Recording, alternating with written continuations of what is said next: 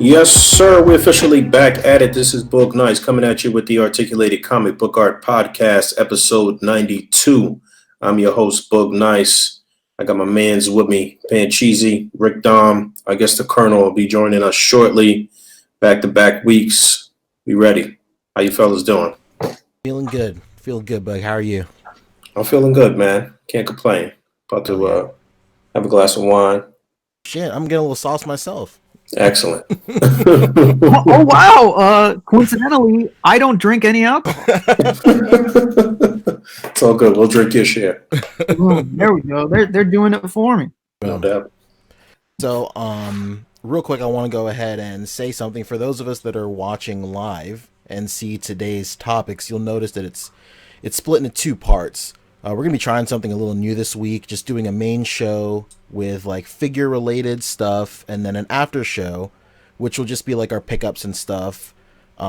Just so we can try and get like a real solid hour episode, so we can distribute it on iTunes and Podbean and all that stuff. So bear with us. We're gonna be switching it up. Pickups won't be first, but we'll just get right into the news, pretty much. No doubt. All right, let's do it. Yeah. So the first bit of information is that there's an article that came out this week about a man with an axe. Did anybody else read this? Yes. Oh, yeah. So let me go ahead and pull up the article so I can get some real quotes. A man with an axe. Yeah, with an axe to grind. Yeah, exactly. So the basic consensus of this article is, for those of you who hadn't seen it or read it, is there is this guy, and he basically here we go. I'm pulling up the article right now. About to get a real nitty gritty. Wisconsin man chops up belongings with axe after he thought his wife damaged his action figures, police say. So this is in Wisconsin. So basically, this a Wisconsin man used an axe to destroy many of his expensive personal items after he thought his wife damaged his action figures, and then called 911 on himself. Which is so knee-jerk reaction. What's the? Hey, my bad. I tried to chop up my wife's shit because I thought she touched my shit, but we're good. Yeah, we saw Wisconsin and we thought it was a buddy of ours. All right. Like, Ty Star, what are you doing, man? Basically, yeah, man, it's crazy. What do you think?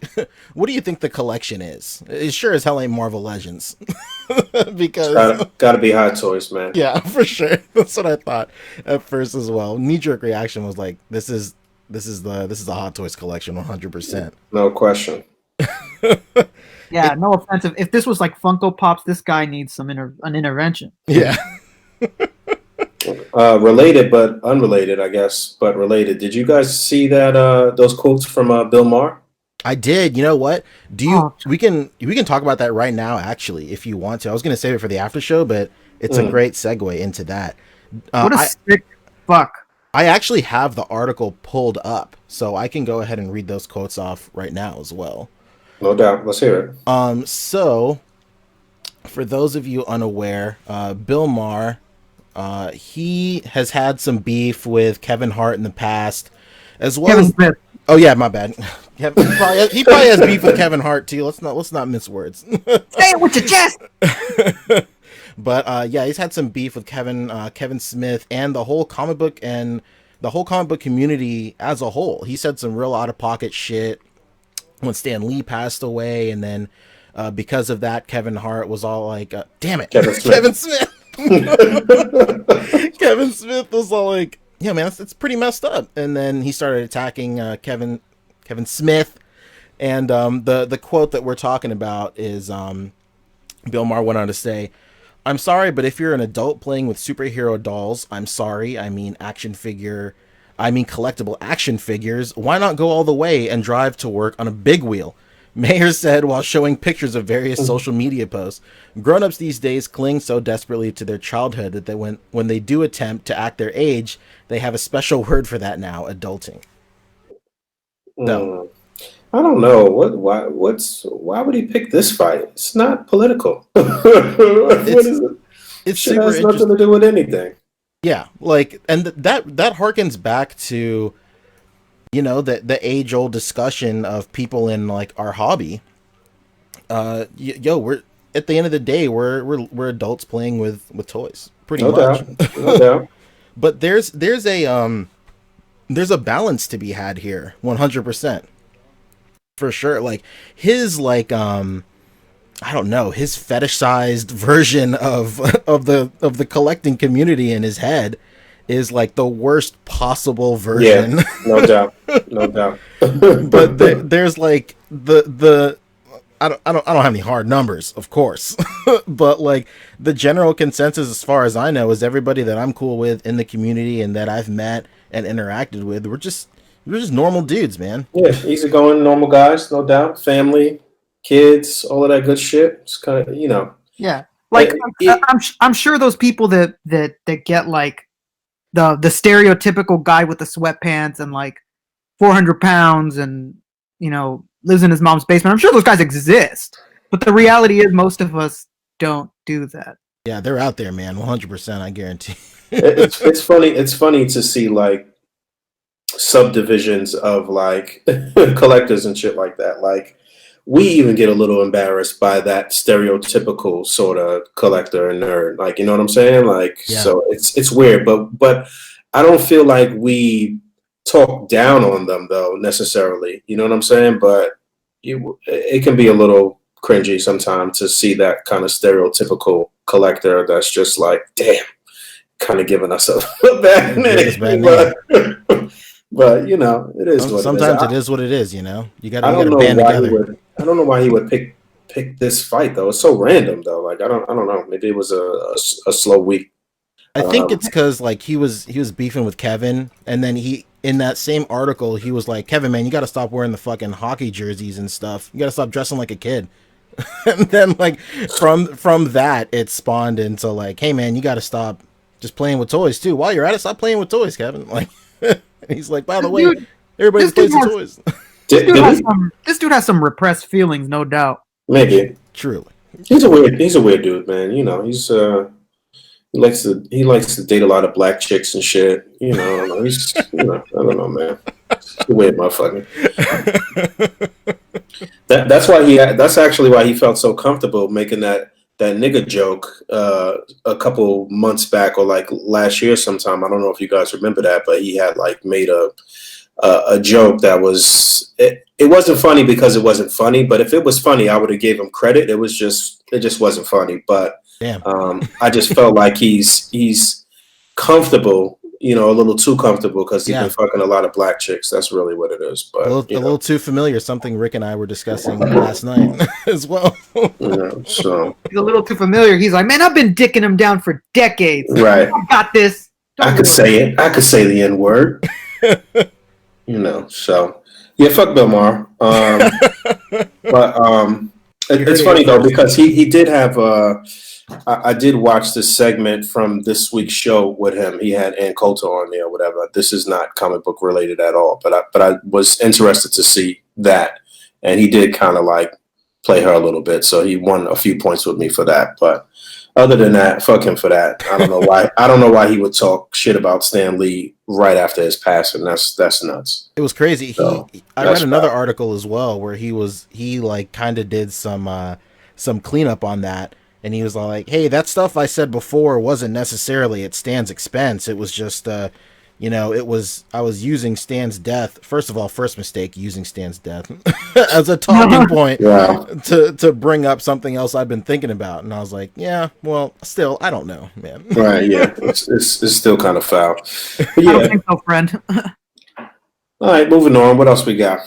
So we'll just do some quick fire stuff on some figure companies. First up is Mafex. The hot button this week is the Wolverine that's been showing up. So I'm always saying I'm not a huge X-Men head. So I will definitely be taking a backseat on this. But that being said, like, I do think this one looks really great. I will definitely be picking this one up, even though I'm not like a big X-Men guy, it's still something I definitely want to be adding to my collection, no question. They actually put up a little blurry. I don't know where that blurry image came from. I don't know. These days, I don't know what's what. I don't know how deep the well goes as far as companies and what they're willing to do for marketing and promotion and to get shit out there. I feel like a lot of times shit that we say is quote unquote leaked is not leaked, and it's the company doing that shit. Case in point, the whole Bird Box challenge shit with with that movie and shit. You know, they said that Netflix may have put that challenge out, and like, you know, that's genius marketing if they did that. You know what I'm saying? So I think that Mayfex may have leaked that blurry image, but once they leaked the blurry image within 24 or 48 hours, they had the pre-order was up in Japan, and then within another 24 hours or so, it was up domestically. So that post of the like official images of Wolverine was like crazy this week on the A.C.B.A Instagram. I think that shit is like almost at like 5,000 likes. It was mad engagement on that post, a lot of comments and shit like that. But well deserved. But yeah, he looks good, man. He looks good. Aside, like I said, aside from this, the color of the blue, I don't know why they made it sort of like a metallic kind of like aqua. Like, I don't know what's going on there. Teal. It looks teal. Yeah. Word. That's perfect. But I don't know why they did that. But other than that, I like it. I like it. Some people were complaining about the claws, which are very much exaggerated. They're mad long. They're longer than his forearm, which they live in. So it's nuts, right? That makes no sense. and you know, it just when things like that happen, like I wonder, like, damn, why did I notice it with this? But when it came to the Revoltech, I didn't fucking notice just how ridiculous those claws are. You know what? Well, Revoltech, I'm okay with it being crazy with Revoltech because Revoltech is crazy. You know, it's really hyper stylized and like I'm cool with that. But for something like this, I think they should have went with a more accurate length, and it should have made sense. Like just aesthetically, it should have made sense. Just as far as anatomy goes, it should have made sense. You know what I'm saying? So yeah, and what's interesting is that if you look at those claws, there's definitely a square there. So, I mean, for all we know, maybe later on they'll add another claw part or, you know, something. But it's man. The square right there on the hand, like it's removable. Yeah, that makes me angry that they made the claw so fucking long, though. But I'm with them. Mayfex is looking like they're gonna have a really big 2019. They got a lot of cool shit about to drop. As a matter of fact, John Wick should be dropping, I think, next month. The ship date for Harry just went up from what's that shit? Ami? Yeah, on Ami, but what's the name of that movie? Kingsman. Kingsman, yes. So I mean, Mayfex is gonna have a pretty big year with their comic-based figures and with all of the other movie shit that they're dropping. But yeah, Wolverine looks cool, man. I'm with it. Oh, and I read somewhere too. Where did I read that? That the for anybody, I think it might have been Marvelous News that put that up, but that his height is pretty much the same height as the Marvel Legends Wolverine, so he is a shorter dude. So that's cool. Yeah, I think he's. Oh yeah, okay. I'm thinking of something else. Where I was thinking of something else, but that's good that he's a shorter dude. That's great. Yeah. So at least we don't have no. At least they got that right. You know what I'm saying? Even though right there, the clothes don't look crazy, but I don't know. I could definitely see just some third-party guys or some customizers just selling packs of just shorter claws, or just like making metallic claws. Just like Rick said, this part right here does look removable. Like I guarantee you that it'll be some sort of removable part right here where it's just like the protectors on his wrist and or like on the top of his hands. And I could totally see a situation where just somebody in the community is selling just shorter claws. Right.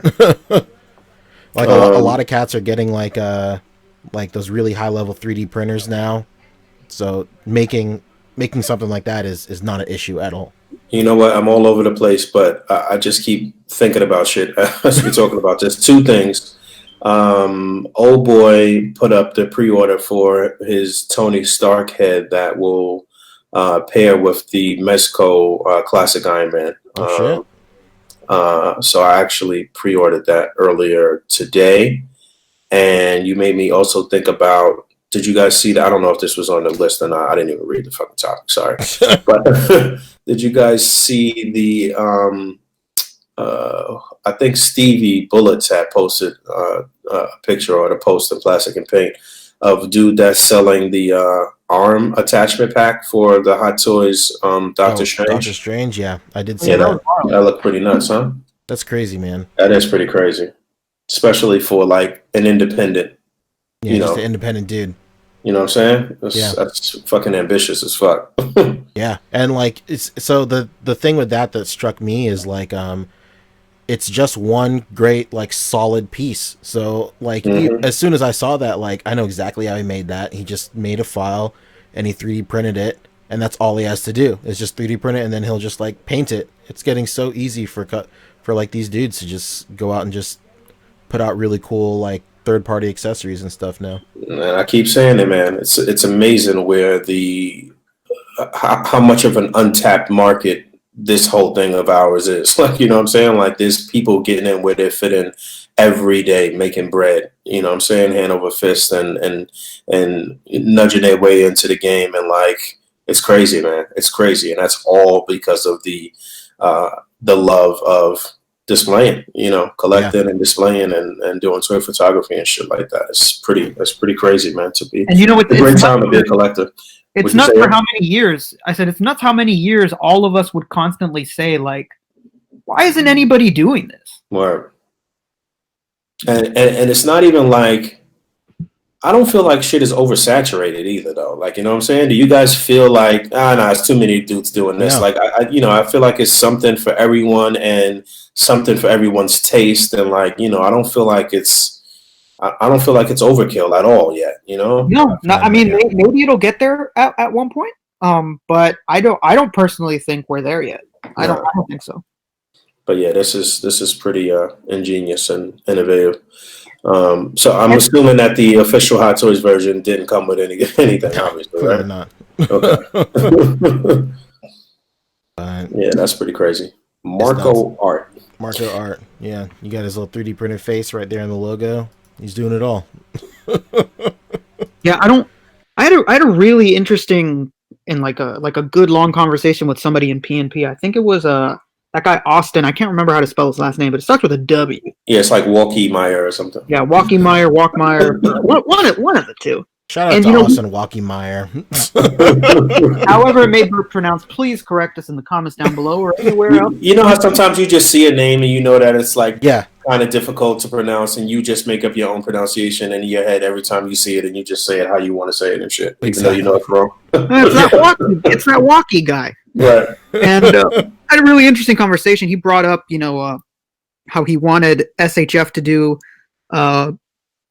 characters for Marvel, and people started chiming in saying like, yeah, man, it would be so much cheaper, and it would be this and it would be that. Like, why is Mafex so much money? And I had a good conversation explaining to him just exactly why Mafex is so much more expensive, and why when SHF makes it, it's not going to be as cheap as you imagine it to be. At the end of the day, they are allowed to sell stuff here from Marvel. They're just going to jack up the price. So if you think that going on BBTS and buying this Wolverine is super expensive, well, boy, get ready, because the SHF would have to be at least $100. If it was to be I saw that thread as well. Yeah, and he started asking, why the price was so high, and I basically told him, for all like intents and purposes, Bandai is like the biggest company in the world. They have the longest reach of any other toy company, and they have so many licenses. And to produce stuff and to get those licenses doesn't cost them what it's going to cost Mafex or Medicom. And Medicom is such a super small company. I mean, they're even smaller than the people that make Figma, which is Max Factory, Good Smile. So stuff just costs them much more to make, and there's just no way around it. I mean, don't get me wrong. If SHF did them, they would probably be better, because I don't know, why would I doubt SHF? But it wouldn't really solve all the problems that everybody thinks it would solve. They would still be like pretty damn close to the price that these guys are offering, and if you bought it in the States, it would be definitely more than what Mafex is charging. And please, don't buy this Wolverine unless you don't mind on these American sites. They're going to be $100. That is not the retail everywhere else. Don't make that assumption. It is cheaper in Japan. Yeah, you just got to go directly to the source. You got to know how to play the game, and I'm not gonna teach you everything right now. That's it. Yeah, 100%. So that's basically it for Mayfex, I think. In other news, like you said, the Harry from Kingsman is shipping. I got mine coming. I'm pretty stoked on it. I had no, we'll save it for pickups, whatever. But the Harry is shipping, and John Wick ships next month too, which is pretty exciting. Yeah, I'm excited for John Wick because I'm under the impression that the Mayfex John Wick is gonna end up shitting on the Mezco John Wick. So yeah, I think that's pretty safe to assume, honestly. Did we ever get an update on Miles' ship date? No, nothing yet. But Wonderfest is like right around the corner. I'm pretty sure they're saving all their. That's right. Wonderfest is like right next to Toy Fair normally, right after, right? Yeah, I think it's like the weekend right after. Yeah, because Toy Fair takes place in the middle of the week, so I think OneFest is like the weekend of that same week. So yeah, we're about to have a pretty eventful February, shortest month, Black History Month, and mad toy announcements. Exactly. It's happening. So next up is NECA. Unfortunately, since our resident NECA head isn't here, our Target ambassador is not here. The Target ambassador himself. Yeah. I don't really know what much to talk about. There is. Wait, did we talk about the John Connor? Yeah, we talked about that week before last, right? Mm-hmm. We sure did. I think the topic that we were interested in bringing up is that ultimate Lori from the recent 2019 or 2018 Halloween movie. Oh yeah, that's right. I saw that. That's tight. I got that right here, actually. The Queen, man. Well, how great is that? Huh? Looking good. All right, so I got it right here. What's the consensus here? Are you guys gonna pick this up? Or are you guys like big Halloween heads, or what's going on? Yeah. I didn't even see the movie, so Jamie Lee Curtis is a fucking treasure. She was like because of True Lies, she was like one of my childhood crushes. So oh yeah, True Lies. Let's not mince words. Yeah. yeah, she definitely she looked really good in True Lies. I won't. Yeah, that is my queen. So I'm 100%. I'm 100% copping this. I'm copping multiples. I'm shaving her fucking head and I'm making her True Lies Jamie. Damn. Nah, I'm not really gonna do that. I'm not that skilled. But if I was skilled enough to do it, I would. I forgot who I was talking to, but this is the movie where she like did some Home Alone shit, right? She set up all the traps. Basically. Yeah, where her husband Arnold Schwarzenegger is a secret spy, and she like starts to get involved in the world of it. And I'm talking about Halloween. Halloween, Rick. Oh, Halloween! Yeah. That's where she does the Kevin McAllister and kind of fails at it. Okay, yeah. Also, I gotta check it out. Movie. I'm just not a big horror fan like that, but I'll check it out. It's an ultimate figure from NECA. I normally, kind of fuck around with the ultimate shit. So because you're not a big fan of horror, I actually think you'll enjoy it. It seems like the people that really like had a hard time with the film are like people that really love horror and really love Halloween. Yeah. They took the movie very seriously, so when they saw it, they were like, "Just fuck this." What I thought, and I was like, "Oh my god!" Yeah, spoilers for the end of the movie here, right? It's like, oh man, yeah. I think overall, it's a great looking figure. Tulin looks good. Pan-Apps look great. I mean, like you said, all these Ultimate NECA figures, they impress, man. Yeah, even if I don't fuck with a franchise, 9 times out of 10, I find myself really wanting the figure just based on the quality alone. So. Mm-hmm. Yeah, it looks good. And you know what? We talked about this too, but the NECA Michael Myers shitted on the Mezco one anyway too. For sure. So, and I highly doubt that we're going to be getting Mezco this chick, Lori. So, so yeah. And it's funny. Somebody put up a picture of fucking of the Terminator Schwarzenegger figure, the older one, and this Lori, and they were like, "Well, it's True Lies 20 years later." That's great. Like, Damn. man, you know what? It is. Yeah, I want Very that much. display now. I want this display. I'm gonna buy old Arnold. The only other NECA news I could really think of is those SKUs started popping up at Target where it's the 2-pack of Ninja Turtles. Did we talk about that last week though? I can't remember. I don't think so. Yeah, Yeah, we did. Fabio brought it up really Oh, you quickly. did? Okay. It's not a long topic. We could just bring it up very quickly. yeah. So, I mean, that's it. Target. Here we Yeah. go. Yeah. There's like mysterious SKUs for 2 packs of Ninja Turtles at $50 each. That could be the distributing rights of maybe the cartoon turtles, which a lot of people are speculating, which that could very very well be the deal, just because it might be a situation where GameStop gets the movie turtles, Target gets the cartoon turtles, and then another retailer gets like the shredders and the foot soldiers and stuff like that. So that'll be pretty exciting, especially considering this time last year, buying NECA turtles in a retail space was next to impossible. We weren't even thinking about anything like that. Yeah. So it's really cool to see them making moves like that for sure. So that's basically it for NECA. Fabio, I know you're out there watching. Sorry. He's in the car. He's in the car listening to this, like that time Dwight was listening in with Michael stealing his stuff. No, that is not what you did. No. That's basically it. So next up, I have Storm Collectibles, just based on 2 things that happened this week. They put out a teaser image for their Johnny Storm. Boom, right here. I don't know if you guys can see it. So this is the first Mortal Kombat Johnny Storm, huh? It's looking like it, yeah, 100%. Don't you mean Johnny Cage? Johnny Cage. Johnny. Whoa, shit. We both saying Johnny Storm too. I'm following you. Yeah. I was gonna say Johnny Storm is a freestyle rapper. No, actually, he's in the Fantastic he's Four. also a team with Marvel's First Family. Yeah. But yeah, I'm all sorts of fucked up tonight, but but it's cool. Like the likeness, it's getting there. I think that I like the model better than the actor. Honestly, take your liberties with this one, please. Word. But The actor looks a little. I don't know. The model looks more tough. yeah, for sure. You gotta stylize these things 100%. We need those sunglasses, man. For sure. Word. Did he wear sunglasses in the first one though? I don't think so. Oh my god. Yeah, he put them on, took them on and off, right? That was like his end scene thing, wasn't it? Oh yeah, maybe. Okay, like, yeah. All right. Put on the sunglasses. There we go. We'll figure it out. I remember famously. My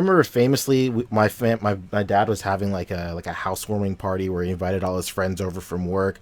I'm like just some shitty like 8-year-old, 9-year-old kid, and like there was I was playing like my Super Nintendo. I was playing Mortal Kombat 1, and then one of his friends was all like, "Hey, what you playing there?" And I was like, "Mortal Kombat." He's like, "You any good?" And I was like, "Yeah, man, I could beat this game in 10 minutes." And he's like, "Yeah, show me." And he stood there. He fucking watched me torturing me, and I was like, "Yo, man, I can't perform under all this pressure." He's like, "Oh, you said you could beat it in 10 minutes, man. I don't know what's going on." He says, "Show me." Yeah. Hilarious. Prove it to me, you son of a bitch. Basically, Son of a bitch. Yeah, I vividly remember just like sitting Indian style, like on the floor, and this man towering over me, just going, "Yeah, kid, show me," folding his arms with his beer in his hand, like, "Yeah, show me." That is hilarious. But yeah, this looks good. It's really nice to see that they're fleshing out their Mortal Kombat roster with everybody loves ninjas, but some non-ninjas would be incredible. And this upper body buck will just basically, this will be their Liu Kang buck and everything like that. Other shirtless males, so that's a good buck to have under their belt too. No doubt. Oh, yeah, no that's doubt. gonna pump out a lot of figures with that like plain shirt. Like you're gonna get Kanos and Jacks from that body right there. Very true. Looking good. And then the next thing from Storm is they teased out this this Bane. This is Bane from Injustice right here. Little taste. So, not really much we can attain from this image, but here it is. So, as far as Injustice goes, what have they teased so far? Darkseid, Lobo, and somebody else, right? I think that might be it. That might be it. Yeah, I think that's actually it. Yeah, Darkseid and Lobo. I don't understand why they're doing these characters. These are the kind of characters, I mean, no offense to anybody that mains these guys or really loves this game or those characters, but these are the exact kind of characters you don't release first because people won't buy them. Yeah. They're going to be really expensive. They're going to be really big. Like, I don't understand why they didn't throw in a Superman or a Wonder Woman. Well, they've been having pretty good success with bigger figures so far. Look at Zangief and like all of these other big motherfuckers they put out. So that's true, but they didn't release Zangief before they released Ryu and Ken. That's true. I can see both sides of the argument for sure. It's interesting you bring that up, Rick, because you would think that they would like have like they would release a hero figure, literally and figuratively, like just with SH Figure Arts, they release a Goku first, and then the Goku will want you to get into the rest of the line. Same way with this. Why wouldn't they release like a Superman or Batman, and then you get some villains and stuff? I mean, yeah. Considering that we still waiting around for a fucking great Superman and Batman from any like 112 line. Yeah, or even a Wonder Woman, a Flash. Like, where are these guys at, man? Like, when I saw the Darkseid, I was like, okay, cool, they're making a villain first. And then when I saw Lobo, I was like, okay, well, they're making two villains first. And now we're seeing Bane, and I'm like, well, okay, hold on just a second. Who's picking this? Wait just a second. Yeah, especially because I'm sure you remember Poncho, but people really don't like this Bane. Like the look of it, people really don't like it. Let's pull up a picture real quick of this Bane. Pull up a pic of this guy. He looks like very realistic looking. I remember people complaining that he looked weird. Is Bane is in oh yeah, here he is in Injustice 2 right here. I'm seeing. Yeah. Hold on one second. This guy. I was also happy to see that they changed their Lobo. That initial Lobo that they showed looked like absolute dog shit. Damn, hot takes with Rick. Oh yeah. Oh man, that thing looked terrible. It looked like Surfer Bro Lobo. His hair was like swaying in the wind. It looked really weird. But thankfully that when they released the quote unquote like farther ahead sample, it looked really good. Yeah, this Bane is like just more the same of like tactical suits and stuff like that. So yeah, he literally just looks like he looks like a Mortal Kombat character, just without the vest. Basically. Yeah. Oh, that's how he looked. Yeah, I've never played this game, so I'm not. Actually don't think they're going with this one. That's crazy. They're going with the other look. Actually, he absolutely looks like one of the ninjas from Mortal Kombat. They're going with that look. There's like more ones of it up above. Interesting. So this is Bane from Injustice 1. That right there. Yeah, that Bane right there. Interesting. If you look at the image, picture, yeah, it looks like that arm. Yeah, there we go. Yeah, you're right, Rick. Egg on my face. My bad. I mean, still, people didn't like this thing because they said that it looked like he had a motor on his chest. Yeah, it definitely does look a little motor-ish. Look, all the gearheads out there will definitely pick this up, though, for sure. Yeah, shout out to all the guys that mod your cars out there. Shout out all the racers. Yeah, I'm not really feeling that look. It's too much extra shit on them. I don't like it. Yeah. Now that mask really does look like a GIMP mask. Like, I mean, it even looks like it has zippers up top. I mean, that's not what it is, but it looks very gimpy. What it looks like. It looks like a GIMP. Talks, quacks. Yep, There you have it. If it quack like a GIMP, then it's probably a GIMP. It's interesting because like they're just because like their Darkseid is the Injustice 2 version of Darkseid. So like are they just gonna be jumping around between Injustice 1 and 2 because like if they finally release a Superman and it's the Injustice 1 Superman, I'm gonna lose my mind because I hate that version of Superman. Me too. I know exactly which one you're talking about, even though I've never played any of these games, but I hated the look of that Superman. Yeah, man. I don't understand their direction. It's just really, really weird. These decisions don't make much sense. Yeah, I mean, regardless, like, I don't know. I'm on the fence of this Bane. Like, I know a lot of cats in the chat are saying they'll be picking him up. It would be nice to have like a big ass dude, in my collection and whatnot, but I don't know. It's on the fence for me. Yeah. Next up, real quick, is just one thing on the docket for DC, and that's our boys over at DC Essentials, Orangutan Arm, DC Essential Ass Looking Figures, Basically. and Red Hood entered the fray.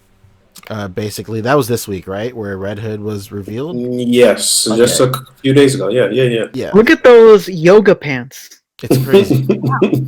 That's great. It's wild, man. We were talking about this on the Discord, and I kind of went off on a tangent, and I was like, what is realistically stopping them from making a good figure? Like, like how can they just not look at the rest of the industry and just go, let's do that?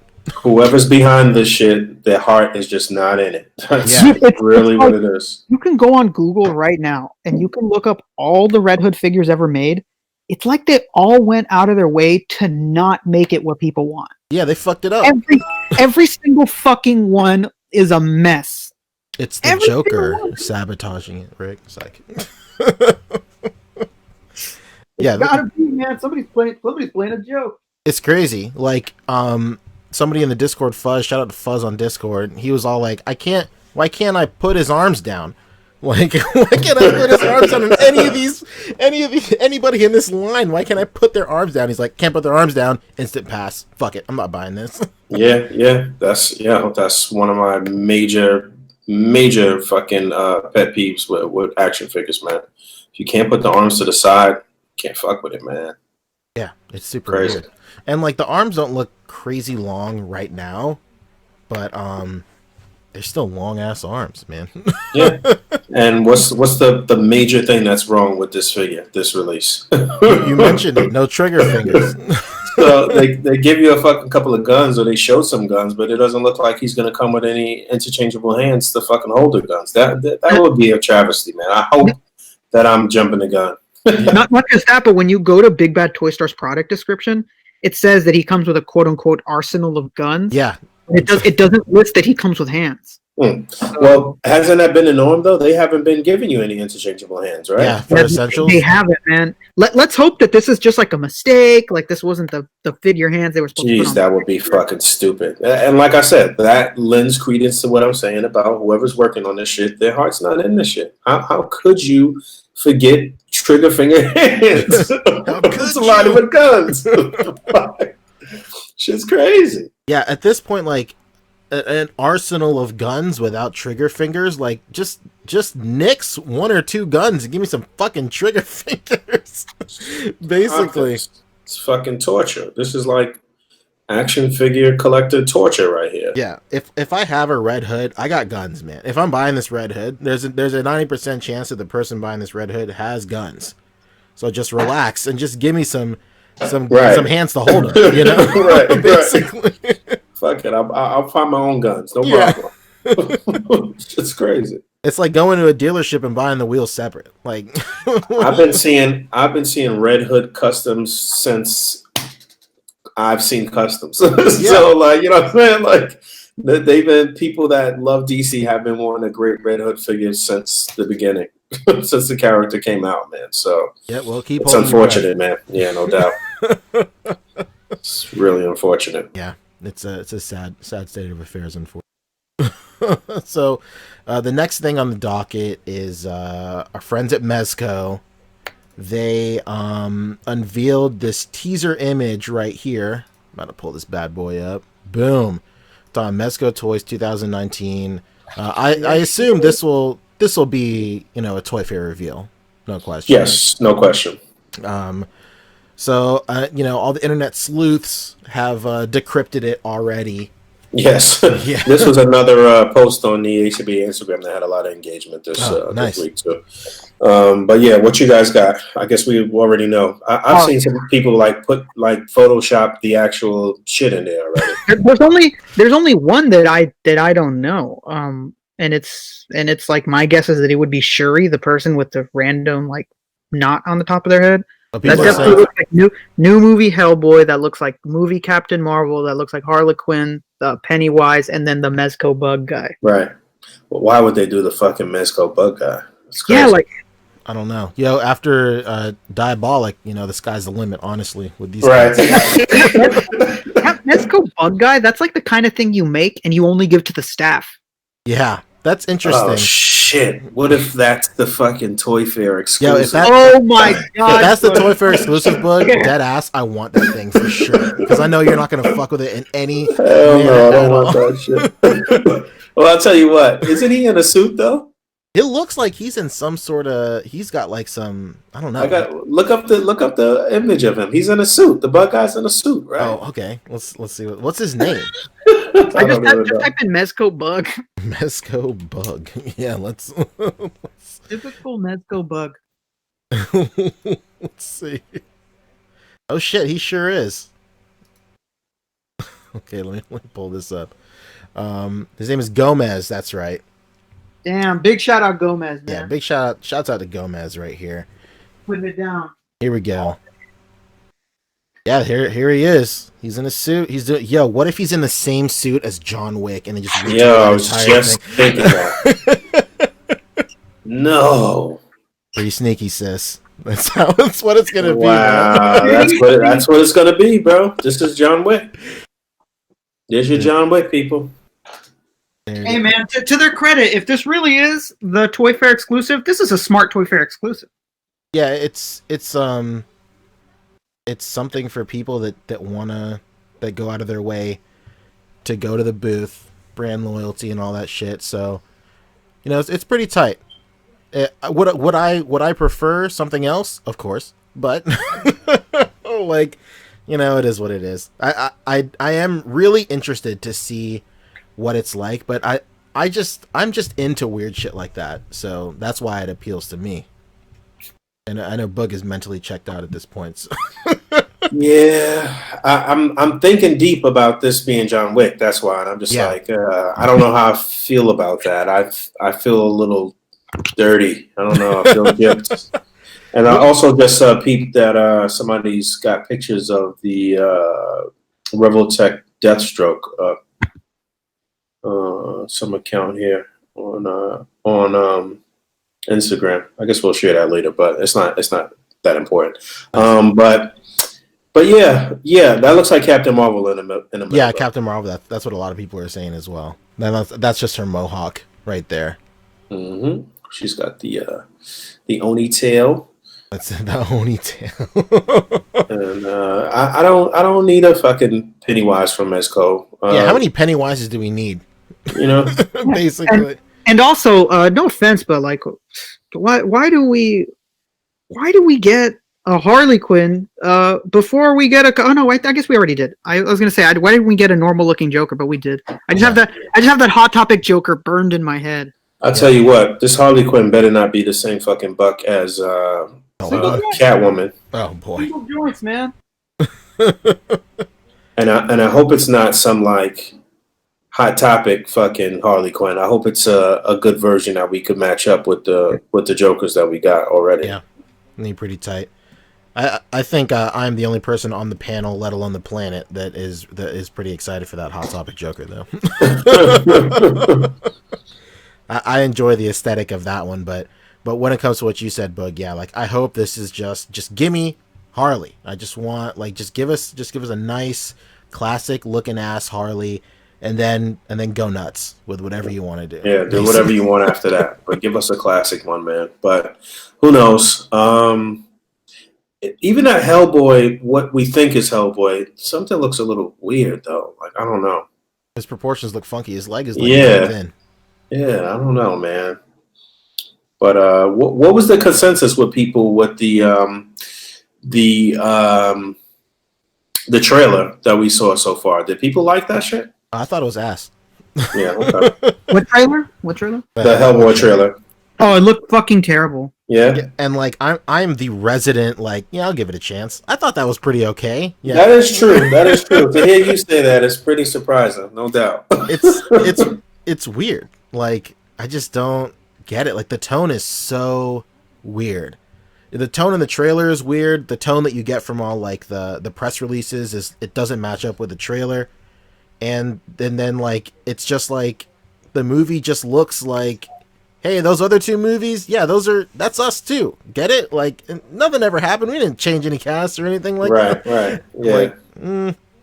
Like, Yeah. maybe My biggest issue with the trailer was that they billed it as something else. The guy that's like in charge of everything was like, "Hey man, I know you guys really love Guillermo del Toro and you love Ron Perlman, but here's the deal. Like, we want to start brand new over. We're gonna make this shit much more like the comics. It's gonna be dark. It's gonna be fucking gritty. Like, we don't want to have Del Toro anymore because we don't want that style." And I was like, "Okay, sick." And then I watched this trailer and I was like, "No, you just didn't want to pay both of those guys what they're asking to do another Hellboy. Were probably. This look exactly the same, but even worse." And I mean, look, they've all gone on to do much bigger things and make mad more bread and shit like that. So they were probably demanding a decent amount of bread. So Yeah, like, "Hey man, I know I said that I would give you Dr. Pepper, and I said I'm not gonna do Dr. Pepper no more. I want to do something different, but here's Diet Dr. Pibb." Dr. Thunder, Dr. Thunder. Dr. Bob. Diet Everybody on the Diet East Coast Dr. knows what I'm talking about. Dr. Bob. Shout out to my Dr. Bob boys in the chat. But yeah, man, the trailer. I saw the trailer, and the first thing that like stuck out to me on that trailer was like, this is just a Suicide Squad movie at this point. It just the whole thing just feels like Suicide it had Squad. that kind of vibe, huh? Or... Yeah, and I'm like, fuck, dude. And as much as I give movies a chance, I'm the guy on the board that, like Batman versus Superman, fuck Suicide Squad. Just straight fuck that movie. So, yeah, not on board for this one. But I'm interested to see what these end up looking like. I mean, the Captain Marvel, like I think it's pretty safe to assume that she'll just look like regular ass Captain Marvel. And then that Pennywise just look like regular Pennywise. What were you saying the second person next to Hellboy is? Who are people saying that is? The girl with the hair right here. Oh, you know what? I've heard people speculate that that's a comic-based Wonder Woman. Okay, yeah, but because of the boots and stuff. Mm-hmm. Yeah. So, I guess the only like wild cards here is like the Hellboy, unless it's just straight up just the movie Hellboy. So I don't want no female figures from Mezco unless they do that shit right. It's worse than fucking Marvel Legends with them with the female figures, man. It's rough. Crazy. I can't think of a single. I don't think I own a single Mezco female. Honestly, I sure don't. I got the Catwoman and I was like really disappointed overall. Yeah. I mean, she photographs nicely, but man, there's too many problems, man. Yeah, that's like the main thing. Like, I just kept on hearing about all the pegs breaking, and I'm like, man, maybe not. And I've had no breakage, but I know that it's absolutely possible. And you know, like, so I just, you know, I don't want to. I've been holding on to her and just keeping her in the package until I get a Batman that I'm comfortable photographing her with, so I don't break her beforehand, because I feel like I'm absolutely going to break the figure at some point. So yeah, I'm just, you know, it is what it is. I'm holding out. But yeah, so we'll find out what's up with Mezco in approximately 2 weeks. Yeah, 2 weeks. Approximately 2 weeks. I got my press registration from Toy Fair. I'm good to go, and I also RSVP'd for Mezco's press event. Haven't heard anything from Hasbro just yet. I'm hoping this week they'll be alerting us to what's going on as far as Hasbro goes. But yeah, ready to rock. So next up on the docket is just some Dragon Ball stuff. Let's see, what did I have for Dragon Ball? So the main Dragon Ball things that happened this week is somebody got a somebody has the new Broly in hand, and they just squatted him up next to the old Broly, and here's just like a side by side comparison. Oh wow! Of what's so he's a big motherfucker, huh? He's huge. They did better with those shoulder joints on the new one. That's for sure. They look a little more streamlined there. Yeah. Yeah. Very true. Rick and I were actually talking about this last night as well, and like, I for one don't fuck with this face in the slightest. I don't like this face at all. Which one? The old one or the new one? The new one. I think it's too realistic. Really? Yeah. Oh, okay. I think his brow lines right here. I'm hoping it's just the lighting, but his brow lines right here, and then his chin, like the shading on his chin right here, looks weird. And then I know this is a scar, but it looks like a laugh line, and it looks like really pronounced. So it looks like he just has like just really pronounced facial features, like somebody like when you're choosing the filters on your Instagram and you just crank that one all the way up and it just HDRs your entire photo. That's kind of what it looks like here. But yeah, the face just looks weird. Rick and I were saying, Rick pointed out that like I don't think at any point in the movie does he even make this face. I was just about to ask you that too, because you never peeped the movie. smiled. You saw the whole shit already, right? Yeah. Yeah. He's All right. not the sadistic Broly in that movie. Exactly. Yeah. Like he has key points where he like loses it for a second, but this is like this look on his face is like old movie 8 Broly where he's like, I'm the devil, and but like he just never gets to that point in this movie. But I mean, that being said, it's a tight figure. I'm going to be picking it up and I'll like it. It's just like, man, I just really wish they would have done a little bit more with this face. Just kind of toned it down. Honestly. When's the official US release of the movie? It's gone. Wait, it came and went already? Yeah. Really? Oh yeah. shit! It was last week, I think. Oh, okay, all right. So wait, you saying it's gone? It's out of the theaters? It was only like a week showing? Yeah, it's just a week. Like they do. Yeah, I had no clue it was like that. Okay. Yeah, it's a Fathom event, I think. But yeah, it's a Fathom event. Yeah, so like those have really short run times in US theaters, which sucks because I think it's still playing like a very small like number of theaters in Japan are still playing it. And then my sister-in-law is stationed in England right now, and they just saw it tonight, so it's still playing in England right now. So, okay. But all right. But it looks pretty tight. Like I said, I think it looks great. I'll be picking it up for sure. Just wish a little bit more. So homeboy didn't have the Goku then, huh? He only had Broly. Yeah, just Broly. He had it posted up like just on his shelf too, but I didn't grab that picture. But it was just so funny just seeing like the side, like, okay, here's like the obvious size comparison with him and Broly, and then this guy just puts him in his fucking display. And I was like, okay, and it's not even a nice one, like not a nice glass display or anything like that. It's just like some wooden shelves, and he just has them in the back. And I was like, all right, sure, whatever. Pretty funny. And then the next thing is the Mr. Satan is shipping right now in Japan. which is pretty sick. And early impressions is people are saying that this is it. This is like this is one of their best. Such a great release, just in terms of from articulation to faceplates to accessories and hands. Like it's got it all.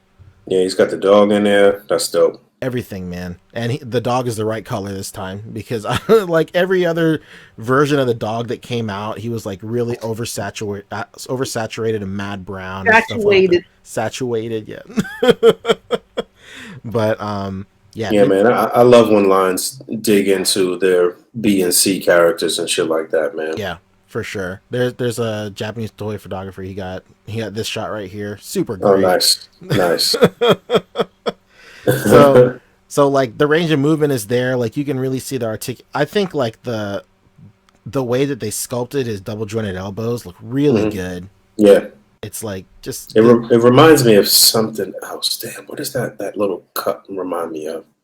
And how they did that? What figure is that? I don't know. It'll come to me. Roman never know, but yeah, this looks really great.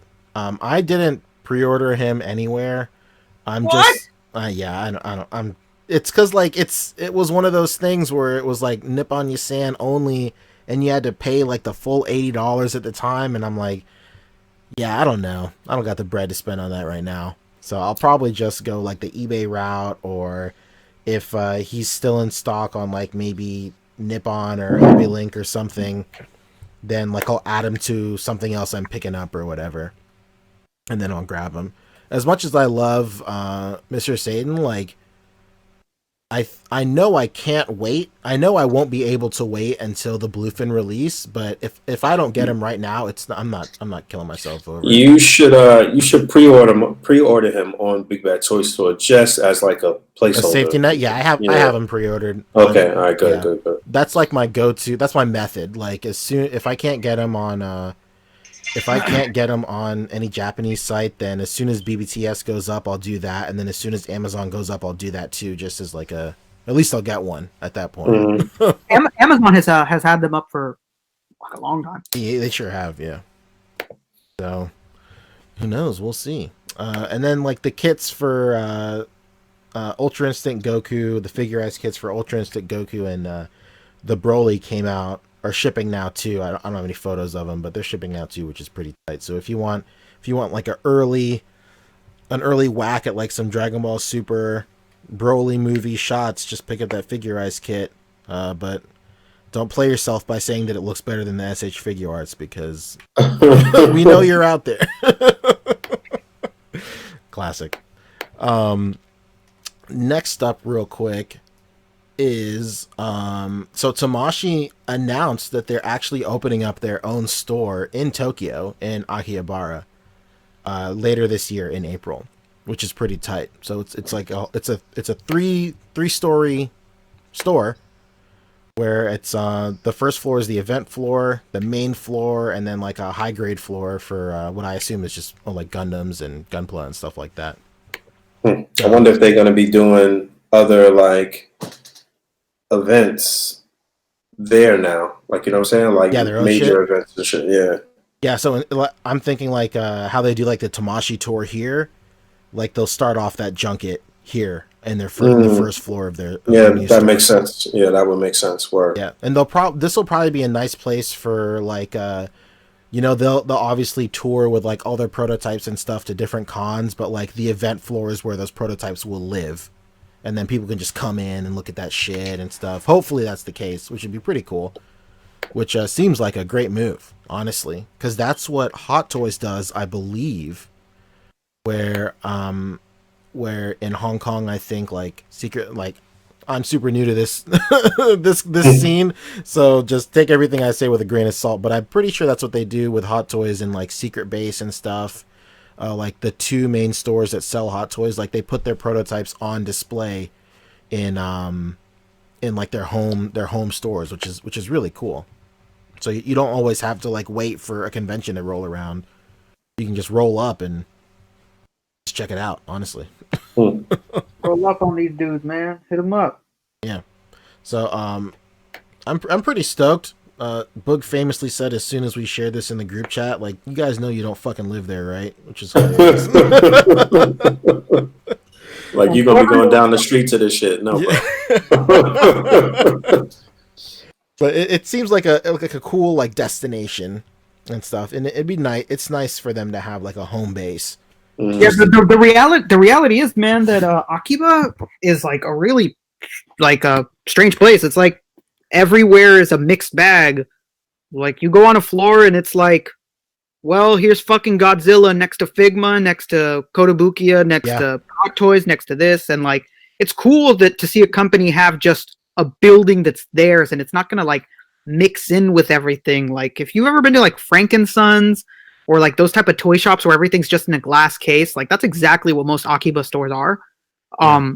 So it's nice to see that, like, fuck, man, this brand is either making so much money that they're down to do this, or they're out here fucking showing their balls off, because this is nuts that a company bought a 3-floor building in Akiba to display, because Akiba's expensive as fuck to rent in. Yeah, and like they'll just be doing all their shit, like all their future events will probably be on the first floor. They'll just be making mad bread on the middle floor, and then just the third floor is just for all the Gunpla and stuff. So yeah, and then the top floor is for porn. Is there like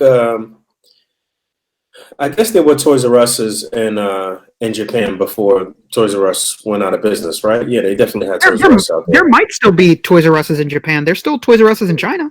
What And Philippines too. other name brand sort of chain toy store is out there? Is there anything else, or it's just a bunch of specialty shops, basically? There's Just Mandarake. Mandarake has like I think Yeah. like 15 stores, something like okay. that.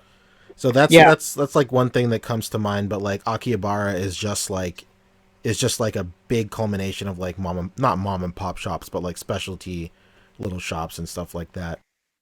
yeah. And Okay. what's it called? Ami Ami had a store open up like 3 years ago. I believe so, yeah. Like 3 years ago, they opened up a storefront. I've never been there, but I've seen people take videos and like I watch like a typical fucking weeb. I watch so much people like going to Akiba and like going to toy stores, and like most of the time they don't know what the fuck they're talking about. They're like, "Oh man, cool! Look at this Luffy. Oh man, look at this Goku. I'm so sick." And I'm just like, "Yeah, no, turn the camera to the left." Well, come April, Rick, you'll be looking at a bunch more videos of that with the Tamashi store. Stay tuned. The anticipation. I know it'll be killing you. So, it's not. I forgot to add it to the docket, but you guys want to talk about that Revoltech Iron Man real quick? Some shots came up of it. Actually, I didn't even see that there was a. Or no, maybe I did see like the other day. Yeah. So, people in the chat have been asking us to do this for the last couple of podcasts. Like, they did official images like in like in like a magazine and stuff, but then the guy who's sculpting it just, I don't know if he started tweeting it or something, but he just started just showing off the fucking sculpt. Like, and somebody said like, man, you know, this guy is fucking amped and hyped if he's just like, fuck it, just check this shit out, basically, on the internet. So I'm pretty stoked on this one right here. So there's a couple of images right here. I'll just cycle through them. So there's this guy right here, pretty standard pose, and then you got like his repulsor right here, and then like you got like this Halo 2 Covenant sword right here, and then you got him squared up next to Captain America right here. Looks a little stocky in this one right here. But then you got like this one right here, like this knee blast and some extra armor on his knee and stuff. And then last but not least, you got like the rocket and stuff, which we had only seen on like his back at this point.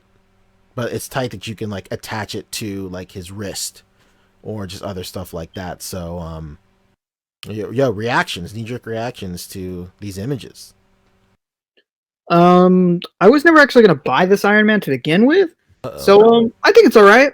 I think it looks cool. Rick, explain yourself, Rick. Why aren't you buying this Iron? I don't know. I don't think I look at my SHF Iron Man and think like I need more than this. So that's why I'm not gonna buy it. I love the plastic used with SHF. I have no problem with the articulation. So I don't have the need to spend on another. This one does look cool though. Maybe if this one came before any of the SHF ones that I have, I would do it. That doesn't help either. That I have a shitload of SHF ones, so I'm just like, man, I don't fucking need to do this again. I don't have that many. I have like 1, 2, oh god, 1, 2, 3, 4. I have like 4. Okay, you don't have that many. 4. Yeah, and then I have I have a Revoltech, like the suitcase suit, and then like the Mark 1 Revoltech. That's it. So import wise, I have like 4, and then I have the Iron Man 3 Sentinel 12th scale figure. So I don't have a lot. Based on your reaction, you probably have a fuckload. I think what you got is a lot. I got like 5 of them. Okay. Mine are all SHF ones except for one Revoltech one. I have the suitcase one as well. I got it like super cheap, like 5 years ago. So yeah, I have 5 of them, and I don't need another one. If I was gonna buy another one, I would just probably go with Sentinel. Just because if I want another, it's gonna be damn well better than anything that I own at this point. Yeah. I'm not gonna buy another Iron Man or another Captain America if it's not gonna blow what I have out of the water. I see what you're saying. I can respect that for sure, 100%. Yeah, I guess that's really it for this. The last thing that we want to talk about in the main show is for all you real collectors out there. Hype beast, we know about you. Yeah. Everybody's favorite figure line, you know, us being like sought after collectors of highly articulated figures, articulated pimps as some would call, we're all about fucking Funko Pops. So Funko Pop is they got a movie in the works. Warner Brothers is fucking with a Funko Pop movie. So here it is. Basically. Yay! Did we talk about this last night, Rick? I can't remember. I don't think so. No, we didn't. Yeah, so here it is, man. I don't know. Rick, do you fuck with Funko Pops, yes or no? I have a handful of them. I used to have a lot more, and then I sold them because they go for so much money. I went to Comic-Con this one year with a friend of mine, or an old friend of mine who used to resell, and I was waiting in the Funko line for him, and I was like, "Hey, man, I'll wait in this Funko line for you, but I want Scott Pilgrim. Like, I'm taking that pack, and I'm not going to give it to you." Damn. And then he looked at the resale on it, and he was like, "Oh man, don't worry. That thing only resells for like $50, so I don't care." I was like, "Well, I don't want your approval. I'm going to take it out of the way." I'm not looking for an approval from the Midnight Society over here, man. I'm just trying to get this fucking Scott Pilgrim. I'm not afraid of the dark. I'm going to fucking take it. And and the retail for it was like $20-something. It was a Sex Bombs box set. And so I took it. I took it. I had it in my room, and then somebody, maybe I was here on this podcast, and somebody in the comments was like, "Dude, is that a Sex Bombs box set?" He's like, "Damn, I can't believe you own that. That shit is crazy." And then I looked up the price, and it was like almost $300. It is. That's how it be sometimes, man. And I was like, "Well, fuck off, Scott Pilgrim. You're out of here." And I put that bitch up the next day on eBay, and it sold within an hour. Yeah, a similar story happened to me where I got a golden Frieza from New York Comic Con, and I just never even bothered to fuck with the line in any capacity. And then I was selling all my Dragon Ball Pops, and then at first I put it up as a lot with the Frieza in there, and then my friend was all like, "Oh shit, is that a Frieza? I'll buy that off of you right now." And I was all like, "What? Like, do you need this?" He was like, "Yeah, man, you don't know that goes for like crazy money." And I'm all like, "Oh shit." And I'm like, "Okay." And he's like, well, and then and then I looked it up, and then I was like, "Oh, like crazy money as in $300 crazy money. That's nuts." And he's like, "Oh, is that how much it goes for now? Never mind. I can't afford that." So I took the whole listing down, and I sold it myself for an exorbitant amount of money. So, dude, could you imagine if you didn't catch it in time and somebody fucking bought that lot from you? Yeah, crazy. What a come up that would have been. Yeah, I'm not about giving people come ups, honestly. So I'm glad I took that down. Yeah, I mean, you got to be a pretty close friend for me to be like, "Yeah, I'll hook you up." Yeah, there you go. I'm not trying to give anybody come ups on fucking eBay. First of all, some rando on eBay. Oh, you know what? Now I remember who it was. It was fucking Jake. Jake, the man, Jake the myth. was on here on the podcast, and like we were making fun of Funkos, and he was like, and he asked the same question: "You have any Funkos?" And I was like, "Yeah, I have the Sex Bombs one." And then he was like, "Dude, you know how much that goes for?" And I think I was on the podcast. I took a picture of it and listed it while we were doing the fucking show. That's hilarious. I was like, "Man, fuck Scott Pilgrim movie. This shit is out of here. I'm not going to fucking give a $300 Funko Pop. Get the fuck out of here." Crazy. So, yeah. So this is like, I guess, the preliminary, just not even storyboard, but like character board or just something for this movie. Look at those incredible, really fantastic, interesting names. Colt Cooper. Ollie Otter. So wait, this is going to be like animated, or what's going on? Exactly? It's like an animated movie. Like the Lego movie, basically. Gotcha. It's literally going to be Warner Brothers' version of the Lego movie, 100%. Okay. Because like they are Funko Pops existing in the real world. That's it. Wow. And you know, honestly, the first thing that grabs me about this whole thing is this like panel right here where I guess Bob Ross is a fucking therapist and he's in a sesh with Wonder Woman right here. And these two panels right here kind of make me want Funko Pops. Like if Funko Pops looked like this, No. Come on, we gotta get you help, bro. like We gotta get you help. my biggest problem with Funko Pops is like this right here. This like they're dead eyes, man. I can't. There's like no expression or anything like that. But this right here kind of looks okay. So if the movie is animated where like they actually have some facial expressions and their heads stretch and whatever, and they get some emotion or something right here, then it won't be as bad as I initially thought. Like look at this pose Bob Ross is in right here. You got him doing a full spread. Like you're never gonna find a fucking Funko Pop that'll be able to do that. Yeah, like, you know what's funny? Fixed like that in that position. Yeah, that's one of the only Funko Pops I own. I have a Bob Ross where his afro is soft and furry. Really? Yeah. It's a flocked Bob Ross. Like a fucking chia pet, huh? Yeah, it's like a chia pet Funko Pop. And I remember I was like, man, I love and respect Bob Ross so much and his little happy trees that I'm gonna buy it.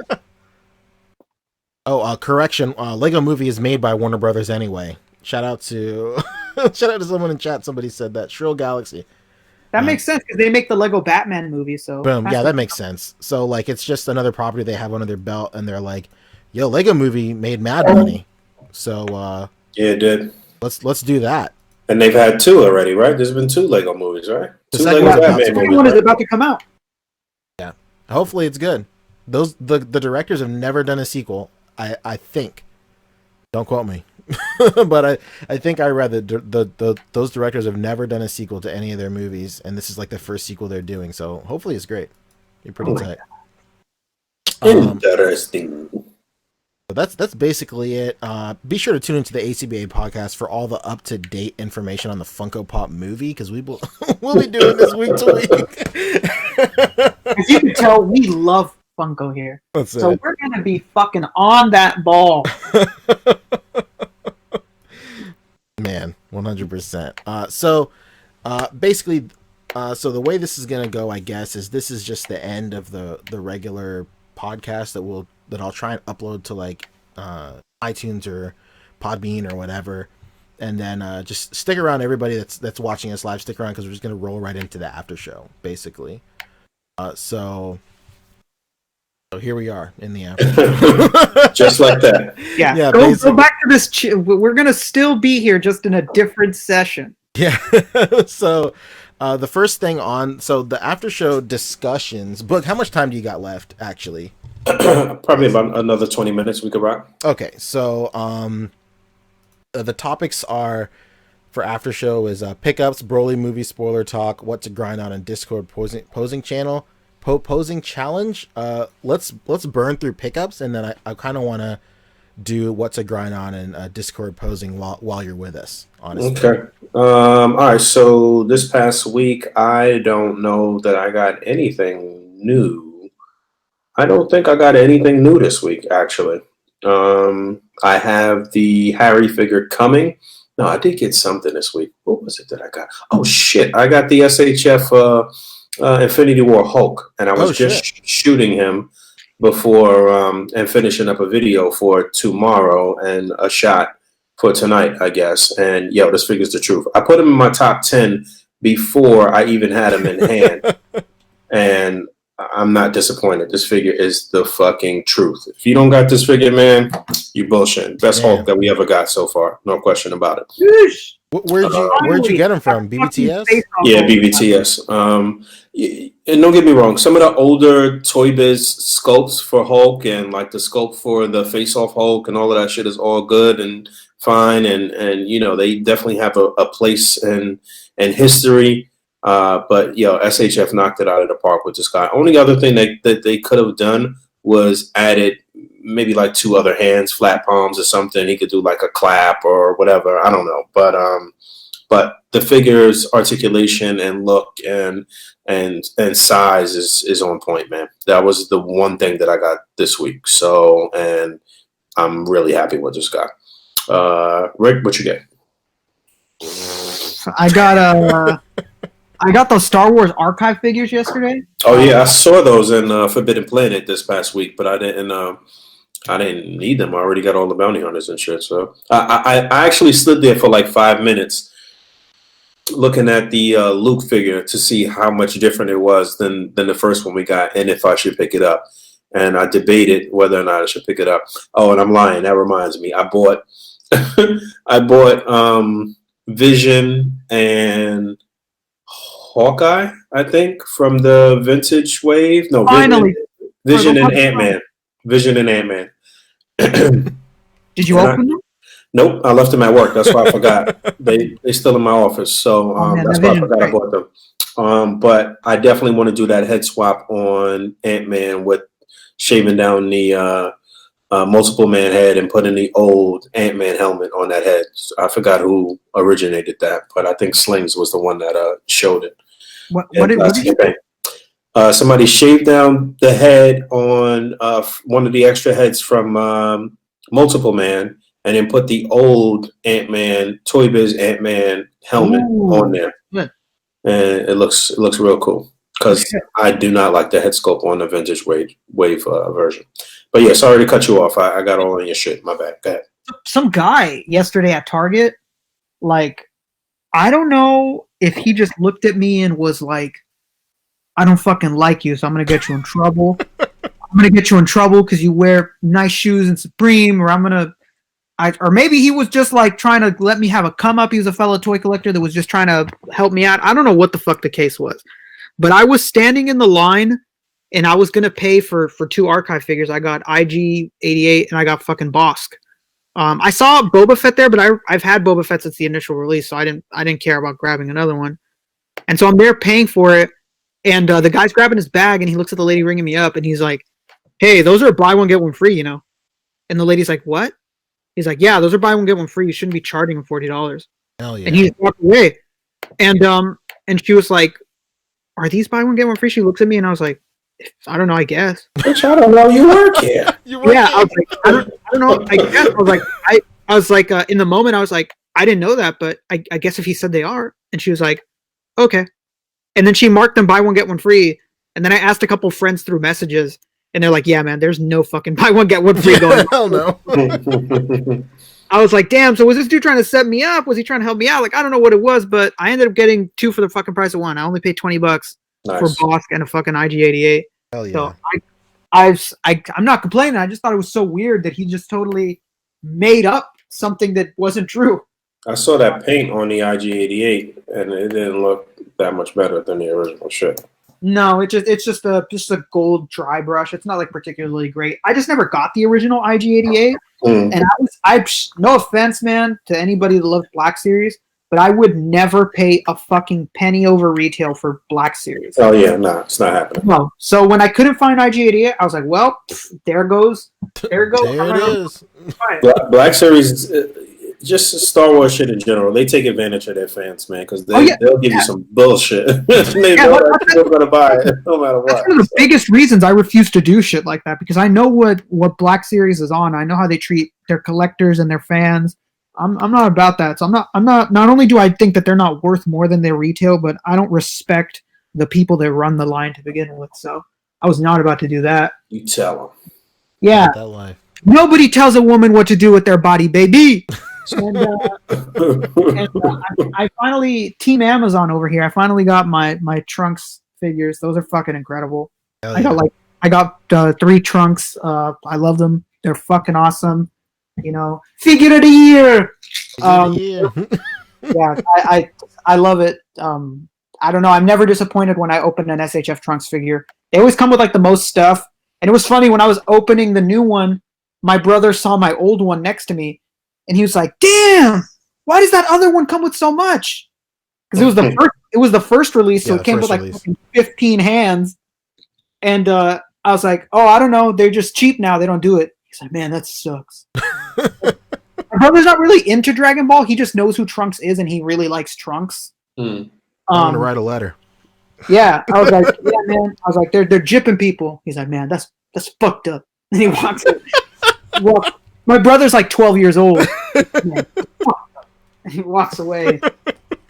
And yeah, it was really funny. I also I walked into my Target and I saw the Gray Gargoyle, and I bought him. Nice.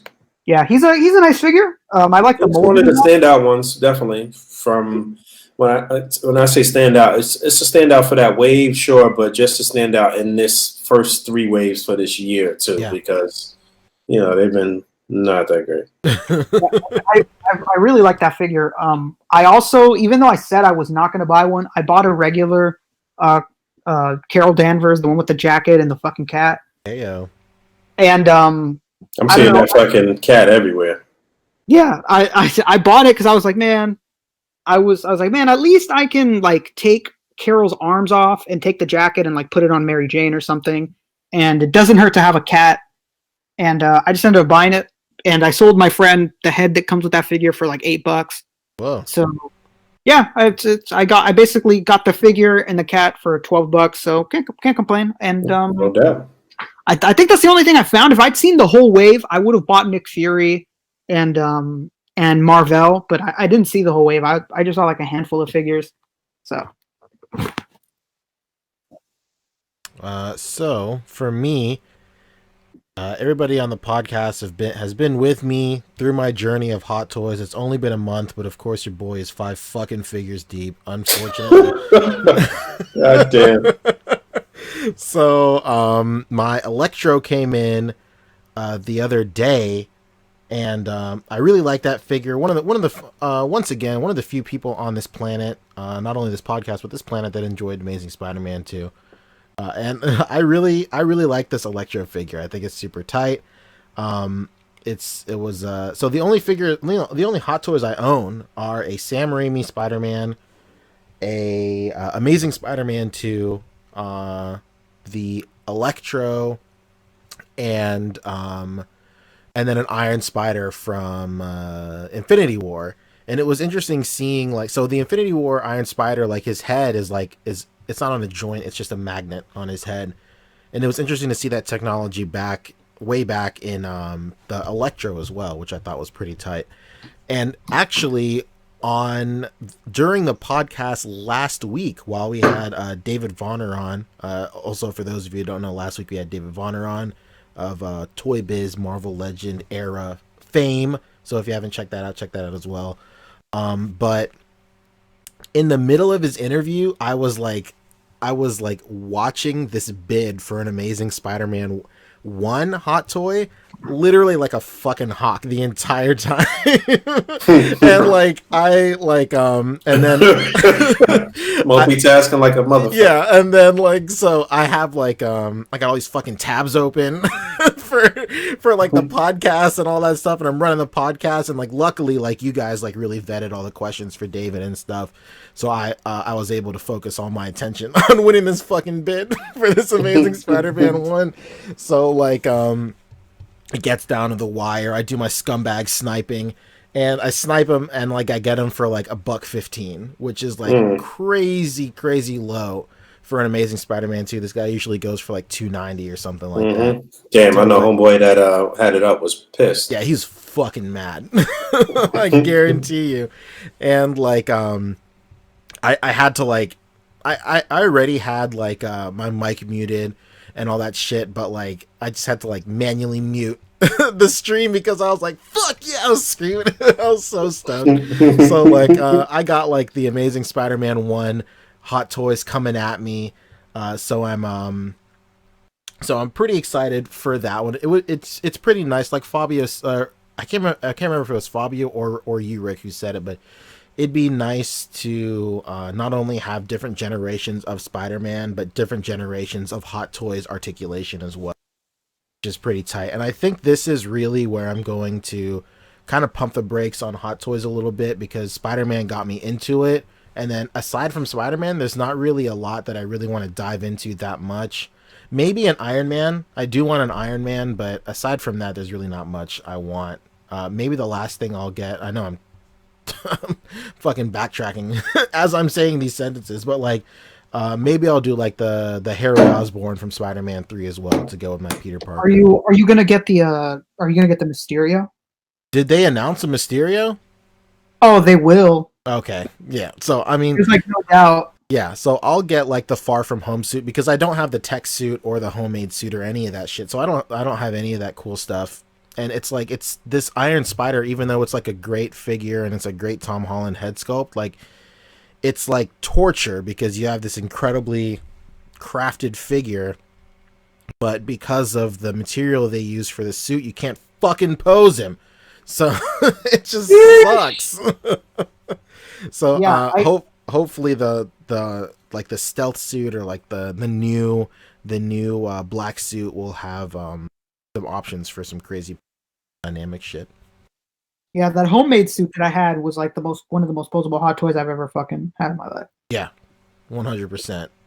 So aside from Hot Toys, I got the Game Center CX Areno figure. He's in my pile of loot, but like we were saying earlier, this guy's mad expensive on BBTS, unfortunately. So I'm just gonna get him on eBay. I just got him on eBay for like, it was $80 shipped versus BBTS where it's $120 before shipping. Basic math. Why would you not get it from anywhere else? I also got a 3D printer. I joined the fray. I got one of those like resin 3D printers. And I'm just waiting for it to ship. Super stoked. Shout out to Chris Espinosa in PNP. He got one as well, I believe. And we ended up getting the exact same brand of 3D printer, the exact same model and all that shit. Just because this went down at such a really good like discount, and it's really it's affordable-ish for a 3D printer, and it's like a resin 3D printer, so it's not the one where like the printer head like builds it up. It's like there's a vat of resin. It's literally if you like watch any 80s sci-fi movie or VHS that you have in their collection, and like if there's gonna be a scene where like in the year 2000 we're gonna be fucking printing shit, and like it's literally just like that, because like there's a vat of resin at the bottom, like a reservoir, and then the way it works is they'll take your 3D model and they'll slice it in like a million pieces like vertically, and there's like a little LCD screen that like I don't know the science of it. I'm not a fucking scientist, but like it'll like flash that the vertical slice of it, or the horizontal slice, however you want to cut it, no pun intended, but they'll flash it on the LCD screen and they'll cure it one slice at a time, and then it'll just like rise up out of the resin, just forming out of the resin. Some real Terminator shit, honestly,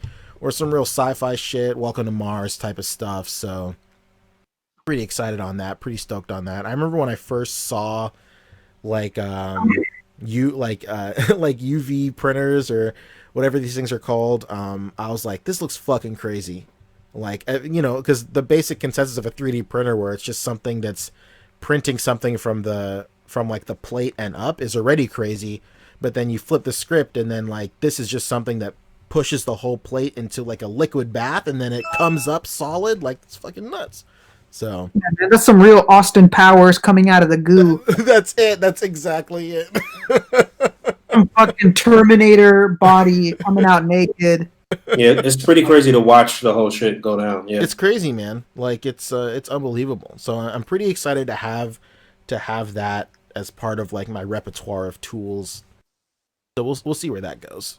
And then like I said earlier, I got the shipment notice, the payment notice for my Harry from Kingsman, and then I didn't pre-order the Eggsy. I had the Eggsy pre-ordered on BBTS, but like the import fee of BBTS, he was like mad expensive on BBTS, so I'm like, all right, well I'll just cancel this on BBTS, and Ami still has them in stock, so I just combined the two, and I was like, fuck it, let's do it.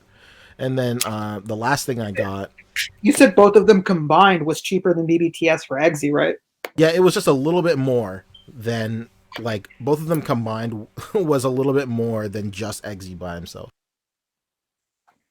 And then the last thing I got was FYE.com had like a crazy sale on those. You lucky fuck. Yeah, those synthetic humans, 1/12 scale. Oh man, yeah, I missed those. Don't even do this, man. Yeah, I don't have any of those, so I got 3 at $22 each. Couldn't believe it. I was I was absolutely gonna get at least 3. Yeah. Well, keep on checking that link because it seems like they restock every single day. It's just, but now they're $30, which is still a steal. Yeah, absolutely. Yeah, I'll buy it. It's a $70 figure, basically. Yeah, 100%. Yeah, I purposely stayed away from the group for the day because I was like, man, I want to fucking look at this post, man. I want to fucking look at this, man. Yeah, I was tight. I was ready. Yeah, so I would say check them like tomorrow, Boog. Like when you're at work, check it earlier in the day because I ordered mine around like 8 o'clock or whenever I got in, and it was in stock for a while, even at $22 a pop. So I would imagine like, and then I checked again yesterday, or I checked again, yesterday, and they were, because Friday, like you guys were like, oh, it's out of stock. Then I checked Saturday morning, and then it was back in stock. And then by the time I was about to like send out the A.P.B, it was out of stock. I would just say just check every day. It just seems like absolutely FYE. check tomorrow. Yeah, just seems like FYE can't get fucking rid of these. I guess, unfortunately. Yeah, it's crazy. But that's basically all I got. Wait, I forgot something. Oh shit! I sent you a picture of it in our chat. Fucking John Connor. I think John Connor posted up a picture of this like Coke machine, and he was like, "Dude, it's just a radio." Oh, yeah, shit, yeah, I saw that. That shit was like perfect scale too. Man, so I fucking went on eBay and I immediately bought one for $9 shipped. Oh, so nice. you're the motherfucker that bought that for $9. Were you bidding on one? I was looking at it myself, and then damn, Rick, fuck you. Oh my god, this is so funny. I purposely wanted the one because they have one that's just all Coke. Yeah, but they have a Coke machine, but it also says Fanta, Mellow Yellow, and et cetera, et cetera. And I was like, okay, I want the one that has multiple sodas in it that you can click. I want all this shit. Yeah, dude, I bought that fucking immediately. Yeah, there she is. Boom, that's my hand. That's my hand. I'm on TV. Oh, man. Yeah, that's the fucking Coke machine right there. They made like a hand model. They made like 2 or 3 of these different era ones. So ones with like this, the one that just says the Coca-Cola on the side, but on the front too, that's all Coke. Or this one that says Tab, Sprite, Mellow Yellow, Fanta. These are perfect Marvel Legends scale. It's crazy. Unbelievable. Does this one work, or this one's just one of the fucked up ones? That's why it was so cheap, huh? Oh yeah, it's not a radio. They stopped working. Yeah, that's it. Because like when it's a fully working radio, this thing is like a bill. Pretty much. When the remember when soda machines used to look like that? Yeah. Yeah, now they fucking have card scanners and all this crazy. All types of crazy shit. Where? Yeah, what like Poncho said, I was looking at some of them and I was like, why the fuck is this $100? Yeah. And I found out it's because like most people, they put batteries in at once, and then when the batteries exploded, the machine was dead. Mm-hmm. And sure enough, when I opened mine, there was like a bunch of battery gunk in it. And I was like, wow, people don't buy this for figure purposes. People genuinely want these because they're fucking radios. And when they don't work, they're worthless to people. It's crazy. Can you imagine how many of these are just in the fucking trash right now? Radio doesn't work, and I love Coke. Fuck this. Yeah. It's probably even one of these floating out in space somewhere right now. Yeah, for sure. It's all the way in outer space, and it's one at the bottom of the ocean too, I guarantee. Word up. Oh, no question. And up and down, in the middle. These fucking Coke machines are sick. If you want one that works, good luck. Yeah. Good luck. All right, so I guess that's all for pickups, though. What else we got? We got Discord. We got the Discord posing challenge, which is pretty tight. So I sent out a really cool thing.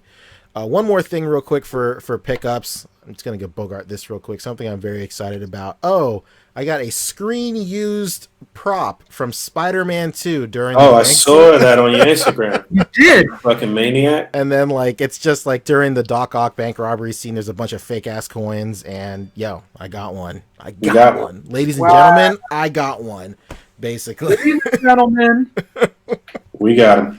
We got him. We got it. Yeah. So I'm pretty stoked about that, honestly. I was pretty heavy into like prop collecting about a couple of years back, and like even that year for Christmas, I just kept on buying everybody just fucking props from their favorite movies as Christmas gifts. I ended up getting like my friend like some signage from like RoboCop and stuff. It's pretty tight.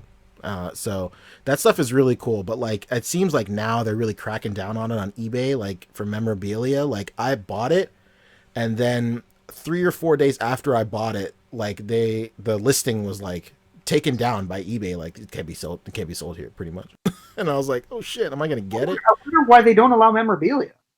I think there's got to be like some kind of regulation, because there's some memorabilia on, like, screen used prop memorabilia on eBay, but then it's not as much as when I was like heavy into it like 3 or 4 years ago.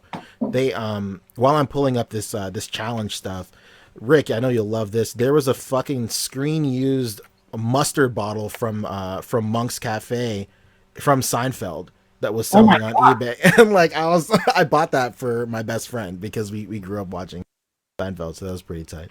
How much did you buy that for? It was like $70. Wow. Which is crazy. First of all, that's an insane number for buying like a fucking empty mayonnaise bottle. Like, I would have. like I could have honestly just gone to like fucking Dollar General and gotten a mayonnaise bottle and be like, "Yo, guess what, man? This was a screen used prop." But like, but it was nice to have like the genuine article. Yeah, that's fucking dope. So for those of you who are a little bit in the dark about what's going on right here, so we have a official Discord channel, the A.C.B.A. Discord. It's right here at the bottom of our layout right here, tinyurl.com/ACBA Discord. That'll take you directly to the link. Join the Discord. Tons of fun in here, man. We always shoot the shit and stuff. I know that the Facebook group is a great community for sharing your final product and stuff, but if you just want to like get some what's to grind on stuff, or just shoot the shit with a bunch of like-minded folks, the Discord is where it's at for you. So No doubt. So I've been doing a challenge. There's a challenge specific channel on the Discord, and I sent out like a bunch of stuff to this week's challenge was to recreate this beautiful image right here. And the general consensus here was, we were talking about it on the podcast, not last week, maybe the week before, where subtlety and just like lax posing more often than not needs the most work. It's super hard to get your figures. It's just as hard to get your figures in a relaxed pose as a dynamic pose, because there's a lot of subtleties of the human body that you really have to worry about when posing your figures. So this was the challenge this week, to get everybody just posing up, like posted up, just hanging out and just looking relaxed and just whatever. So we got a couple of entries in here. The first one came from our man Brian Carter. We critique a lot of the stuff a lot of his stuff on the show. So here we go right here. Basically, like, there's a lot of stuff that could use work on here, but the general consensus is good. Like the way he's got like Nova up on this little guy right here. I would say the best posed person in this whole shot is probably Miles. Mm-hmm. Miles and Panther. I would like right here, I would relax her arms and stuff like that. Nova, you could argue that Nova is posed really well also, but we can only see like his legs. Yeah, we can't really see him. You could have maybe swung Miss Marvel around to the front of that wall piece or something like that. Yeah. So you could see more of Nova, or put her towards the back, or what. I don't know if it was just a preference to think that he wanted the female in the front or whatever, but yeah. 100%. And another thing, aside from just like, I know like the irony of saying tighten up your posing to make him look more relaxed is hilarious, but aside from that, everybody's eye line, like Miles and Nova, are looking directly at you, but your Miss Marvel is not looking directly at the camera, and neither is Panther. Like, but you could also argue that in the first image, like, that's not the case as well. I mean, but actually, never mind. Everybody is looking at the camera at the first, but whatever. Just always worry about eye line. Next up, Finn. We got Finn in the mix right here. Finn is always posting really tight shit. This right here looks good too. Just more light would have been really nice. No doubt. But he was struggling with that mouse too. He could have swung that leg out a little bit. But I see what he was doing there, trying to make sure the foot was absolutely planted to the back of that wall. And that is a issue that people have when they do a stance with somebody putting their foot against the wall. Oftentimes the foot is not flat against that wall, and he really was cognizant about that. I could see that here. That was cool. Freaking Spider Punk, he looks fire. I don't know. The Spider Punk is the standout for Yeah, sure. no doubt. Right here. Very, very, very good use of just like he just looks like relaxed, 100%. No doubt. He looks really good. One little thing that you can always do in like a vanilla stance that he did here was swing the feet out left and right a little bit. You know what I'm saying? That's what he did there. It's a real subtle thing that you can do that just looks really natural and really good. And the best lighting is on Spider Punk too. That's what it is. So he just looks real cool. Yeah. Dude. Cool dude. Next up is 796 Studios, always rapping, pretty great guy. Oh, he just gonna rub it in our face that we didn't get the fucking synthetic dude, huh? Here, 796, you son of a bitch. You think you're hot shit? I see you, bro. I see you. This is a good one too. I think this one is really nice. What I especially like in this one is the way that he tackled this specific one right here with his foot on the thing. Like unlike with some Marvel, like with other photos, like he just opted to just have like the toe pivot on the wall and not just the entire thing. The entire foot, yeah. I got you. Which looks good. Yeah, it looks good. It's lit well. I think the poses are nice. I think if anything, this guy right here, if you would have had him hunched over a little bit more, his like back just looks straight. Yeah, he looks like, real. He's got a dancer's posture right there. Yeah. There you go. Do your curtsy. I think he could have either swung the camera right a bit more to get everything like really framed up, or spread them out just a bit more just to use the whole length of the frame and shit. But either way, though, the posing is pretty sound. Very nice, very nice. Yeah. And then last up is I think a new guy to the group, to the Discord. Bear asked Godzilla Titan. Good one. And this one is pretty good too. Like I like that the goblin here is pretty nice. I like that his heel is on the frame. I think if you would have just utilized that ab crunch a little bit more, just pushed it forward just a little bit, it would have really sang. The Mysterio is probably the standout here. I would say he just looks the most relaxed. Possibly this Superior. Oh shit. And then you could have hyperextended what's this green dude's name? Jackal's ab crunch up a little bit more to kind of get him upright a bit more, maybe. Yeah. And rotated those at least the right leg out a bit. The lower legs look a little awkward on Jackal. There you go. But the general consensus is this was these are pretty good. Like the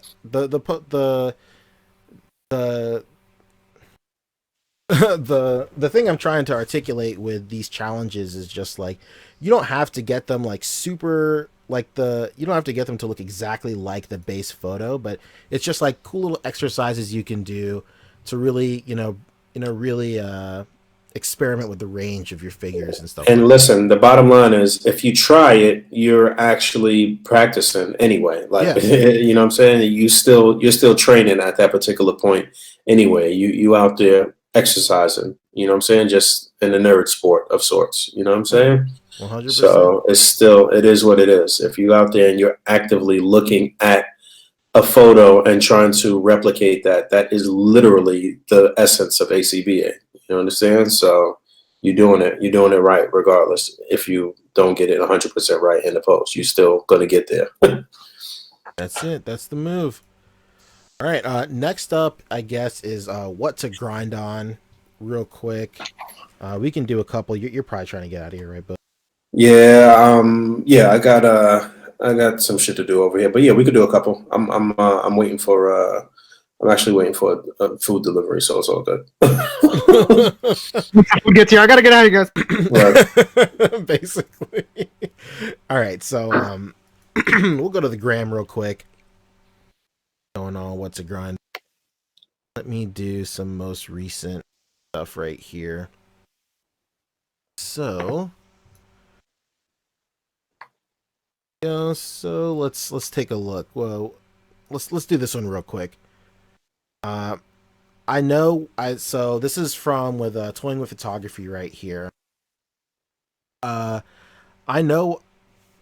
I think the biggest thing right here is just getting like your cutouts straight with Mm-hmm. the horizon of the photo, like of the frame.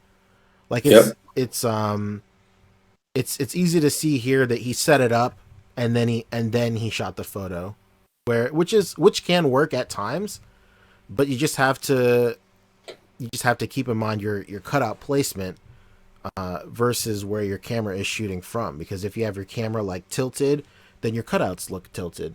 Mm-hmm. You know, obviously on the pages of a comic book, they're never gonna be like that. They're always gonna be straight with of the comic book as well. The next thing I would point out as well is just having his arm and his leg on the same side of his body, like jutted out at the same time. Like, I know this isn't necessarily a running pose, but I would tighten that up as well.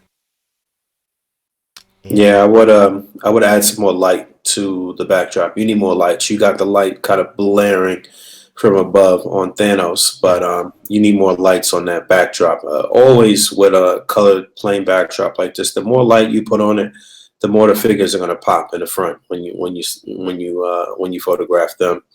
But yeah, just to echo what P said about the cutouts, that Infinity Stone cutout should be straight. It should be horizontal, and maybe you could have added it to the front. Just remember that the storyboard cutouts are not dialogue. It's you place that wherever you can, where it'll be visible and look cool, basically. Um, you could have even got a tighter crop on this too. I don't think it was necessary to have that repulsor blast coming out the back of Iron Man's hand if he wasn't directing it at Thanos. You could have brought that arm in closer and took out that blast effect and got a tighter crop on the shot too. Yeah. But the major thing that I see here is issues with the lighting. It's uneven. It's kind of all over the place. And what you need is just a bunch of lights and just to literally do trial and error and see what works for you as far as your lighting setup and what's going to look good. Just keep playing with the lights. Get as many different lights as you possibly can. Hit up your local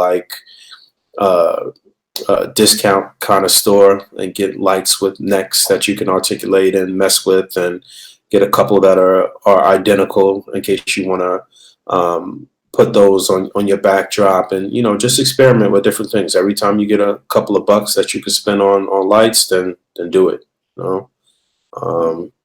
But yeah, not bad though. Not bad. You could have rimmed the cutouts too, actually, with a little Sharpie. Yeah, that's it. It's looking good. Next not bad though. Not bad. Yeah. Let's see. So, let's look at. What's that? Okay. He knows what he's doing. Yeah, no doubt. That's but that's a collage. I'd like to look at that though, real quick though. Let's go. Collage style photo. This is basically a collage style A.C.B.A pic. Is basically like a movie poster. The food. It's basically like a movie poster. So that's what he's got going here. You could mess with a couple of different scales, and you can just do basically MSD style displaying and mash it all together, and it looks like a movie poster, man. And he's been excellent at doing these type of photos. And this looks amazing, man. It's great the way he's got Batman backlit with the flames from the Batwing. He's got the Batmobile in there and the street signs and everything there looks really good. Yeah, I like this a lot. I would say the only thing I would try is just getting the Batmobile in focus. I mean, that's the only thing. but it does add depth. So it works out. That is the trickiness of these type of shots, no question about it. Getting everything in focus, because on a movie poster, everything is in focus. Yeah. So, yeah, 100%. Let's see. Let's do. Ant-Man looks interesting, but you could do a couple more. You want to check out this Ant-Man real quick? The other one above. Oh, okay. Let's with the lights. And that's actually pretty good from the same dude that we had just critiqued that other one with him in the tub or wherever that was. That was nice too. Oh, this guy right here. That one right there, that light. Mr. Jive, the man, the myth. Okay. His light. He's always got great lighting. Yeah, Mm-hmm. looks really good, 100%. Let's see. We'll talk about this because I had something to say about this in the group as well. Yeah, no doubt. You know, this caught my eye in the group, and it was like, damn, it's almost there, but it's not quite there. What you want to say though? So, I'll basically just echo what I said in the group. I think the posing is on point in here. Goku Black's posing is really great. You have like him in a classic like anime stance with like his cutting out. Trunks looks like he's in pain. Looks really good. It's just the cutouts here. They come from dark scenes. So like, and you can even see that with the rimming here with like the buildings and Capsule Corp and even Boma as well. They all come from dark scenes, and I think the only thing that really breaks the illusion of this whole thing is just the backdrop color. If it was just like darker, like this would have been like a absolute banger. This whole thing, no doubt, sure. No doubt. And if he got the that looks like the older version of the fire too. If he had the fire that came with Doctor Strange and really had that lit and had the base covered a little bit where you couldn't really see the base and got this darker, yeah, this would have been fire, man. No question about it. It's great framework for you to like dig in and try this again and do it. But devil's in the details. Look at how he's got Goku Black's hand literally grasping Trunks' neck. Like, you know, that's expert level posing right there. That's, you know, those little things are things that I see people missing out on Instagram all day and still getting thousands of likes on bullshit, basically. Like, but posing, if you could pose, man, you could play. It's funny. And I said we would do this too, but homeboy that went on a tour this past week, or the past 2 weeks, showing his pyrotechnic displays that everybody was getting tagged in. I had actually typed a message on one of his posts because he's been tagging the A.C.B.A. account a lot. Yeah. It's like, dude, I'd love to see you come join the group and shit because, yeah, sure, the pyrotechnics and all of that is great, but like, if you really dug in and got your posing on point, your shit would be tight. It would be really good. Like, you know what I'm saying? I honestly don't think his stuff is that good, but it could be. It could be. Like, you know what I'm saying? He just did a very good promo run. He had a nice rollout and got a lot of attention and got a lot of followers and shit like that, but he's not producing on a level that anybody that's decent is, in my opinion. I'm not trying to diss dude in any way, but he could absolutely benefit from being around all of the other posers and stuff in the group and really digging in and getting his posing on point. But yeah, I took us on a sidetrack for a second, but it's still related, so it's okay. Yeah, to bounce off what you said, like his stuff is impressive. And like I said in one of our conversations, he has the fundamentals down, but it'd be really nice to just get him in the group and shoot shit with him and just like bounce some ideas and some tips. Yeah, I'd love to see his reaction and like I'd love to see him interact with other people in the group and really dig in because, you know, the interactions on Instagram are so like superficial. It's not really anything that's it's nothing of substance really. Like, you know what I'm saying? Like people just hit like or not and keep scrolling or whatever. You're not necessarily getting better, you know? You're not really honing your skills too much. It's a very yes man environment, 100%. Yeah, no doubt. So I guess the last thing we'll touch on is this one right here. I saw this in the group. as well. I like this one. I wanted to really touch on this just because there's a lot of elements here. There's like obviously it's like it's a panel shot. And then he did some really cool set building here too. This is like obvious. This is the wall that comes with the Amazing Spider-Man 2 figure. Yes, I just noticed that. That's funny. And then this is this window is from, I believe, a Diamond Select Spider-Man figure. Yes. Also. Marvel Select. I don't know if it was Spider-Man, but it's definitely Marvel Select, no question. And then I forget which figure it came with. I want to say it's a Spider-Man figure because I bought it. Maybe or it might be like it was a Black. Yeah, you know what? It came with a static Spider-Man figure, yes. But it wasn't a Spider-Man figure that was the main attraction of the set. Right. I think it was Black Cat because it came with like a little safe too. And all that stuff. You're right. It came with a safe and like a little like piece of paper and like a diamonds and jewels. Yeah.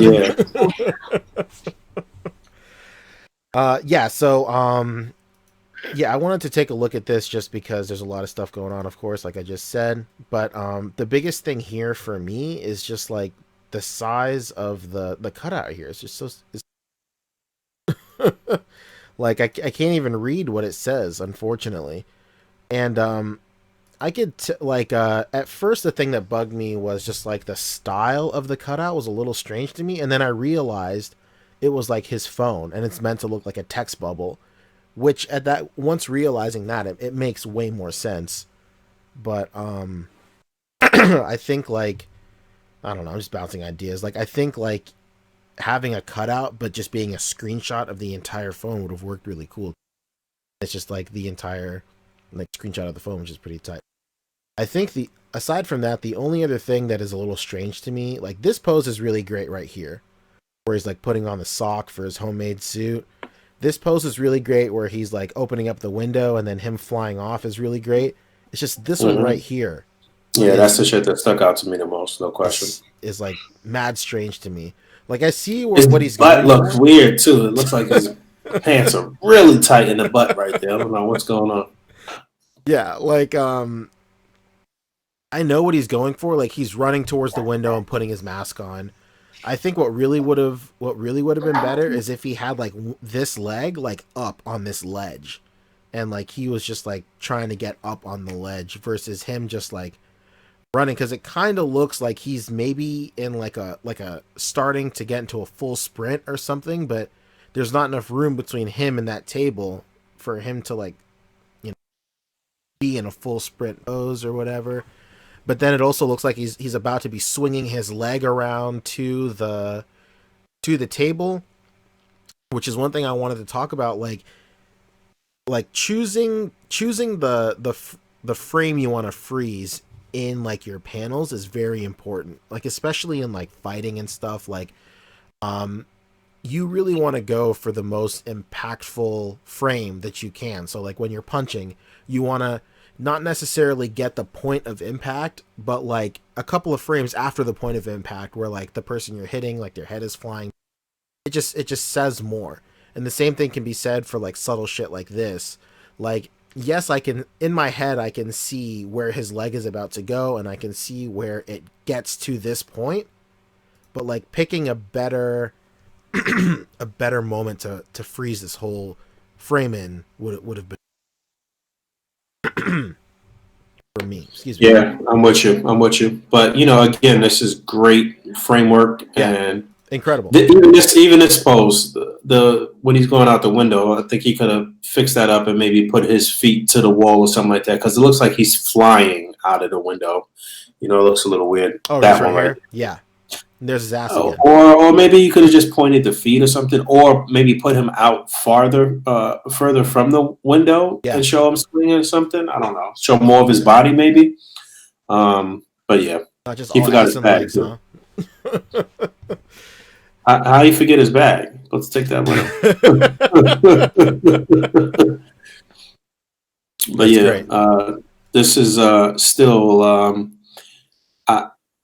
Sometimes you just got to appreciate the time and energy that went into certain shots and shit, even if it didn't come out 100% how maybe it should have. But this took a lot of time. There was a lot of Yeah. fucking shots shot here to put these panels together. Panels is the most difficult, like, time consuming shit to do, man.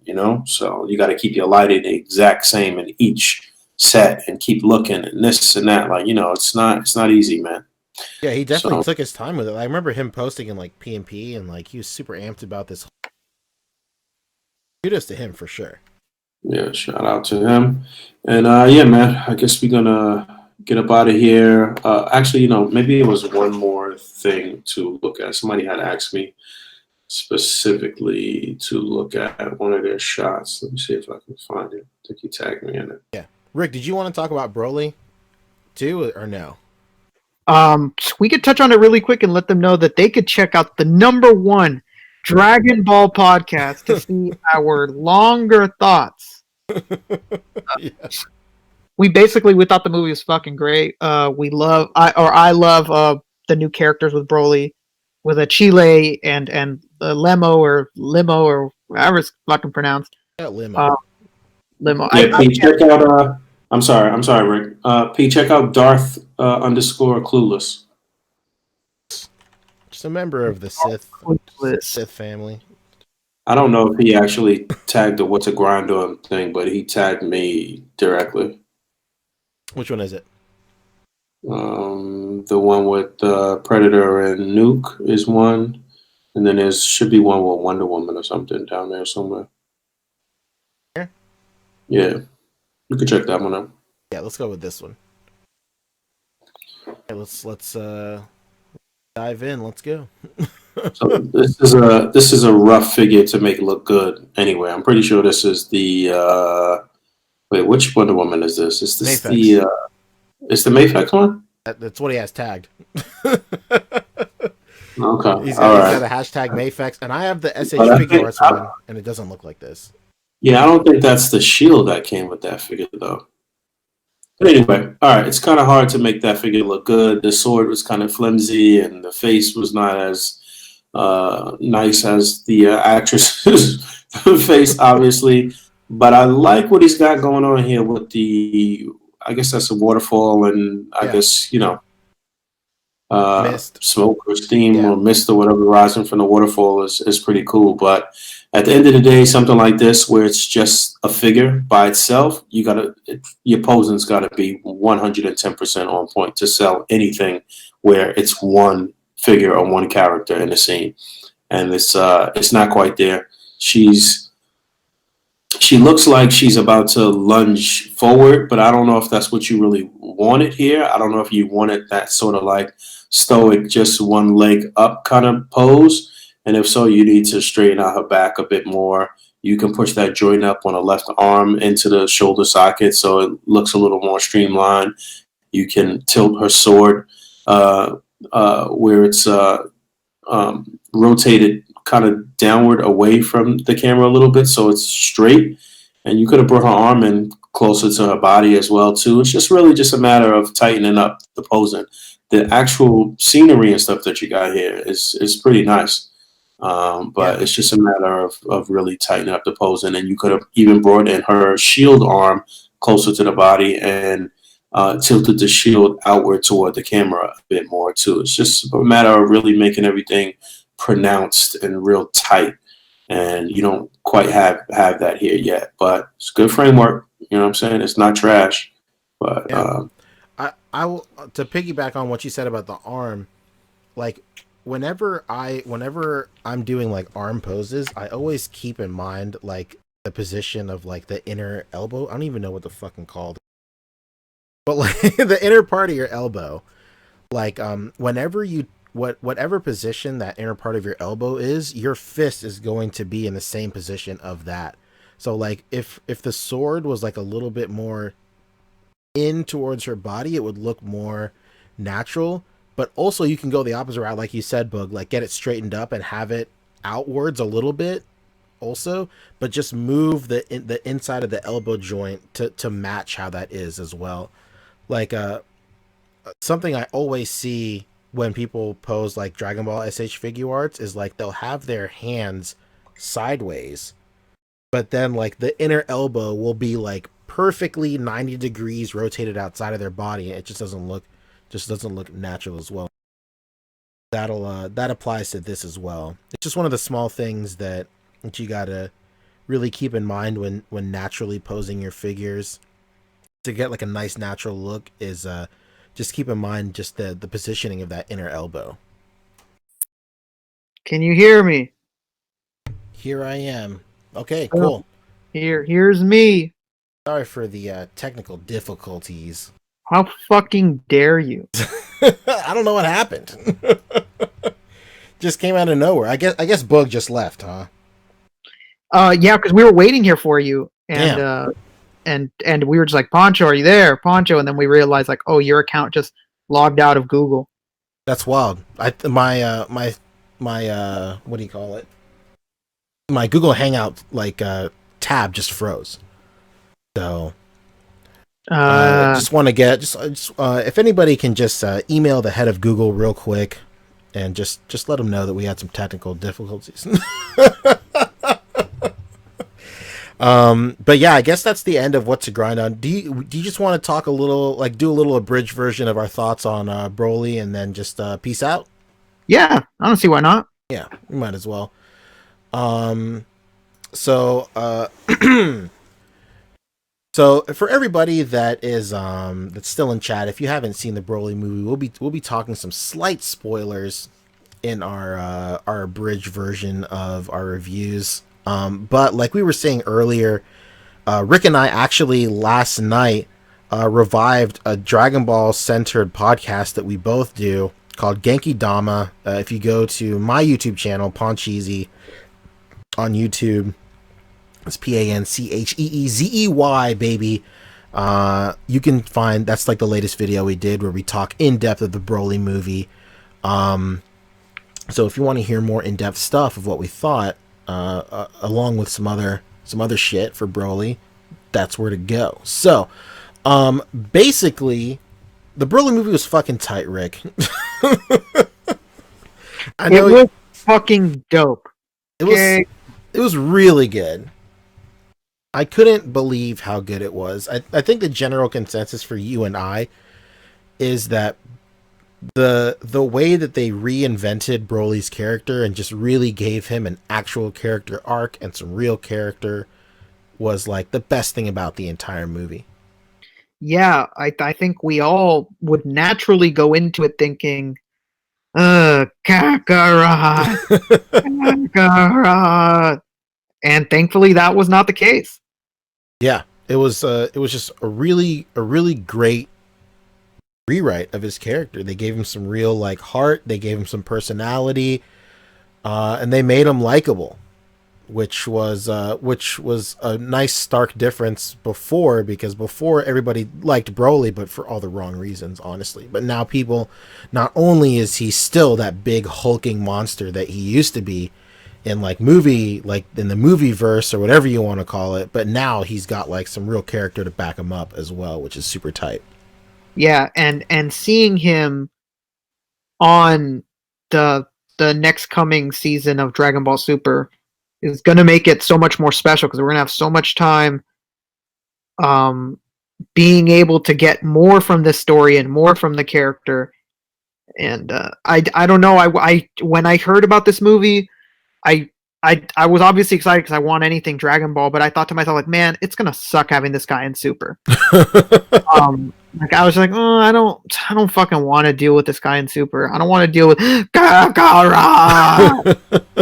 And wow, that was fucking totally not the case, man. Now I can't wait for this story to be animated in Super and be done the most justice that can be possibly done for this character. And for his little cohorts, man, Chile and Limo, you know, those guys are fucking awesome. Fun characters that you know stuck by someone, you know, it's dope. Can't wait. 100%. It was super great. You know what's so funny? Going back to, I know we spoke a little bit about my sister-in-law earlier in the podcast, but we were exchanging snaps earlier today. They just saw Broly earlier today, and she was like, "What did you think?" Her man Josh. Shout out to Josh real quick. All the Joshes out there. One of my favorite. shout out all the Joshes out there, Yeah. mate. One of my favorite memes of all time is imagine carrying a baby for 9 months and you name that thing Josh. Hilarious, great meme. One of the Incredible greatest meme. memes of all time. Top notch meme. Yeah, all the angry reacts are Josh's only. But shout out to Josh, super big Dragon Ball fan as well. And Brandy and I, she was like, "Did you like the movie? What'd you think?" And I gave like my general rebuttal or my general consensus, which I've been saying all the time, is like, I really love the movie. I adore the first half. It's so good. And then once they start fighting, like all the character progression of Broly and like all that building just gets thrown out the window. But the fights are still tight, which was still great. And then maybe aside from that, like the Gogeta fight, the pacing of the Gogeta fight was a little strange too. And then me and Josh got like not necessarily an argument, but Josh is all like, "Hey man, like what did you expect him to do? Honestly, man, like he's just gonna show up. Like of course it's gonna be a fast fight." And I was like, "Yeah, man, but it's not even like that the fight is too fast. It's just like it's just animated too fast. Like the animator who did that whole section, it's just like he's animating way too fast. It's not my preferred animator in the Dragon Ball like repertoire." And then he was like, "Man, what did you expect, man? Like he just made short work of him. Of course he's gonna be animated fast. Like he just made it was like 2 minutes." And I was like, "Yeah," but then like the biggest thing that bugs me about the final set piece with Gogeta, while it is great, and then another thing is like, just because I'm critiquing it doesn't mean that I hate it. I love this movie. I love like the final fight with Gogeta. It's all gold.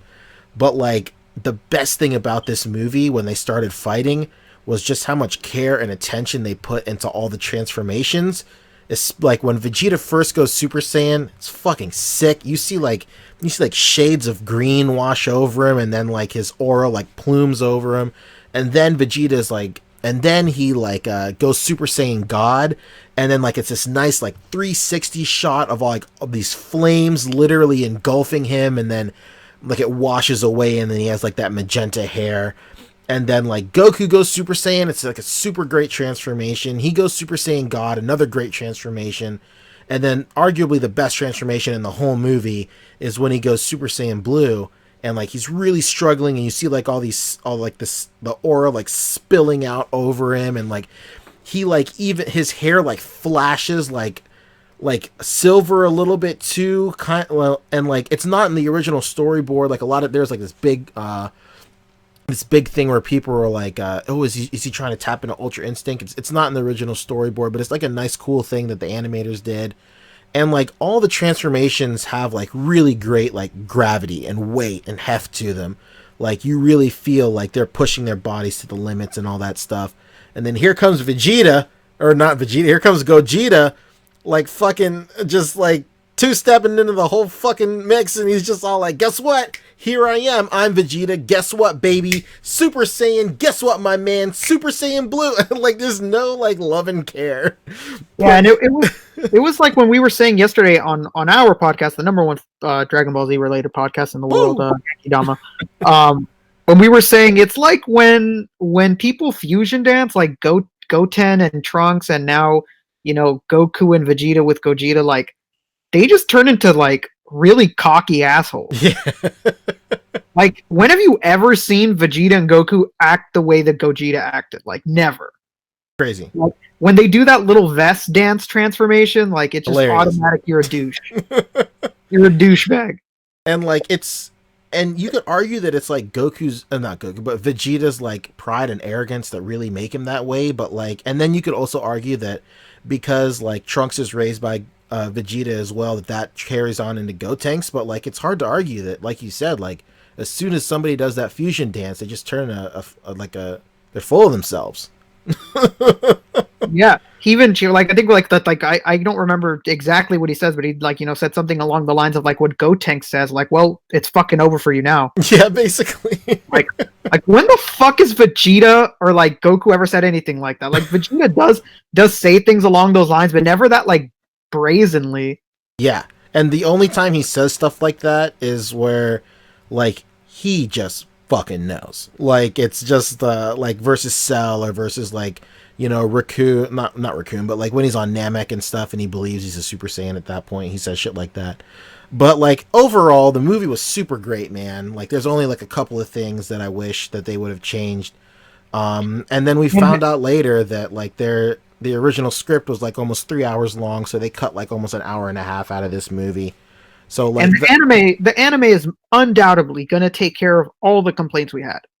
yeah, So that's also like the big plus about all of this. Regardless of what we wanted fixed, it's very likely that it's just going to be fixed on the show. yeah, the retelling. So that's super tight. Rick, you loved it too. What's your review? I fucking loved it. Like Pancho said, the second half wasn't as great because it focused so much on the fight. I just wish like there would have been better balance. Again though, like I know it's going to be done better in the show. I remember watching Battle of the Gods and I thought to myself, wow, what a great movie. And then I saw it animated in Dragon Ball Super and I was like, wow, that movie wasn't that great. Yeah. Because what the anime was able to do and you know the suspense and you know the character development, it was all so much better in the anime. And it's just going to be the case with this movie too. I'm going to watch it when it's fully animated, when it's going to have its own arc on the show, and I'm going to be like, man, that movie. Ooh, well, hot take. It condensed such a great story into you know 100 minutes. And you know, it's no fault of theirs, you know, they had to make it 100 minutes. I still highly recommend people watch it. It's a fun movie. You love Broly. As long as you weren't really wanting him to go Kakarot, you're gonna love it. Hilarious. Super great. So that's basically it. Thanks everybody for stopping by the A.C.B.A podcast. Rick, you got anything you want to plug? Genki Dama, we're gonna find a way to do it again. Yeah, for sure. So right now, Genki Dama is just like a Dragon Ball centric podcast, but we might morph it into like anime specific or just whatever. Who knows? Yeah, follow me on Instagram. How can they find you on Instagram? Oh yeah, I'm an idiot. I just went with the Bangs reference and I didn't finish. Yeah, just go to Rick Dom 2345. That's me, baby. It's up here on the wrap up screen. As usual, you can find me online under Pancheesy. God damn. Boog has called me Pancheesy for so long. I'm saying Pancheesy now. You can find me at Pancheesy or Panchesi, whatever you want to call me. By the way, it's me, Panchesi. Hilarious. But you can find me on there. Like Rick said, check out our podcast on my channel under Genki Dama. I also uploaded a video on my channel too, where I do a tour of my DTOLF displays. I have 2 DTOLFs. And I'm going to do a reset on every single cube in the DTOLF, and I wanted to go ahead and shout out to Zapdos in the chat talking about take you to the movies, Shawty. Hell yeah, man. Oh yeah. He also, one of his hit songs, Follow Me on Instagram, you know, Take Me to the Movies. They're incredible films. Incredible. But yeah, check out that video. It's pretty cool. It was a nice video to make where it's just me basically talking to the camera and just going through my DTOLFs. One of my DTOLFs is dedicated to Dragon Ball. So if you like Dragon Ball SH Figure Arts, I have literally every single figure in the entire line, and most of them are on display in my DTOLFs. And that's going to be a series as well. Right now it's called DTOLF Display Days. I might change it to like just DTOLF Days or whatever. But anytime I reset one of my DTOLFs, I'll be posting a video on it, and the first episode is out right now on my YouTube channel, so definitely check that out. As usual, this has been the A.C.B.A podcast. If you're watching this after the fact, if you enjoy how we formatted today's show with all the news and stuff basically smushed into an hour nugget in the main show, and then we roll into the after show for just general bullshitting and stuff like that, let us know in the comment section below. As usual, be sure to smash that bell icon, join the notification squad, hit like on the fucking video. Until next time. Peace. Later.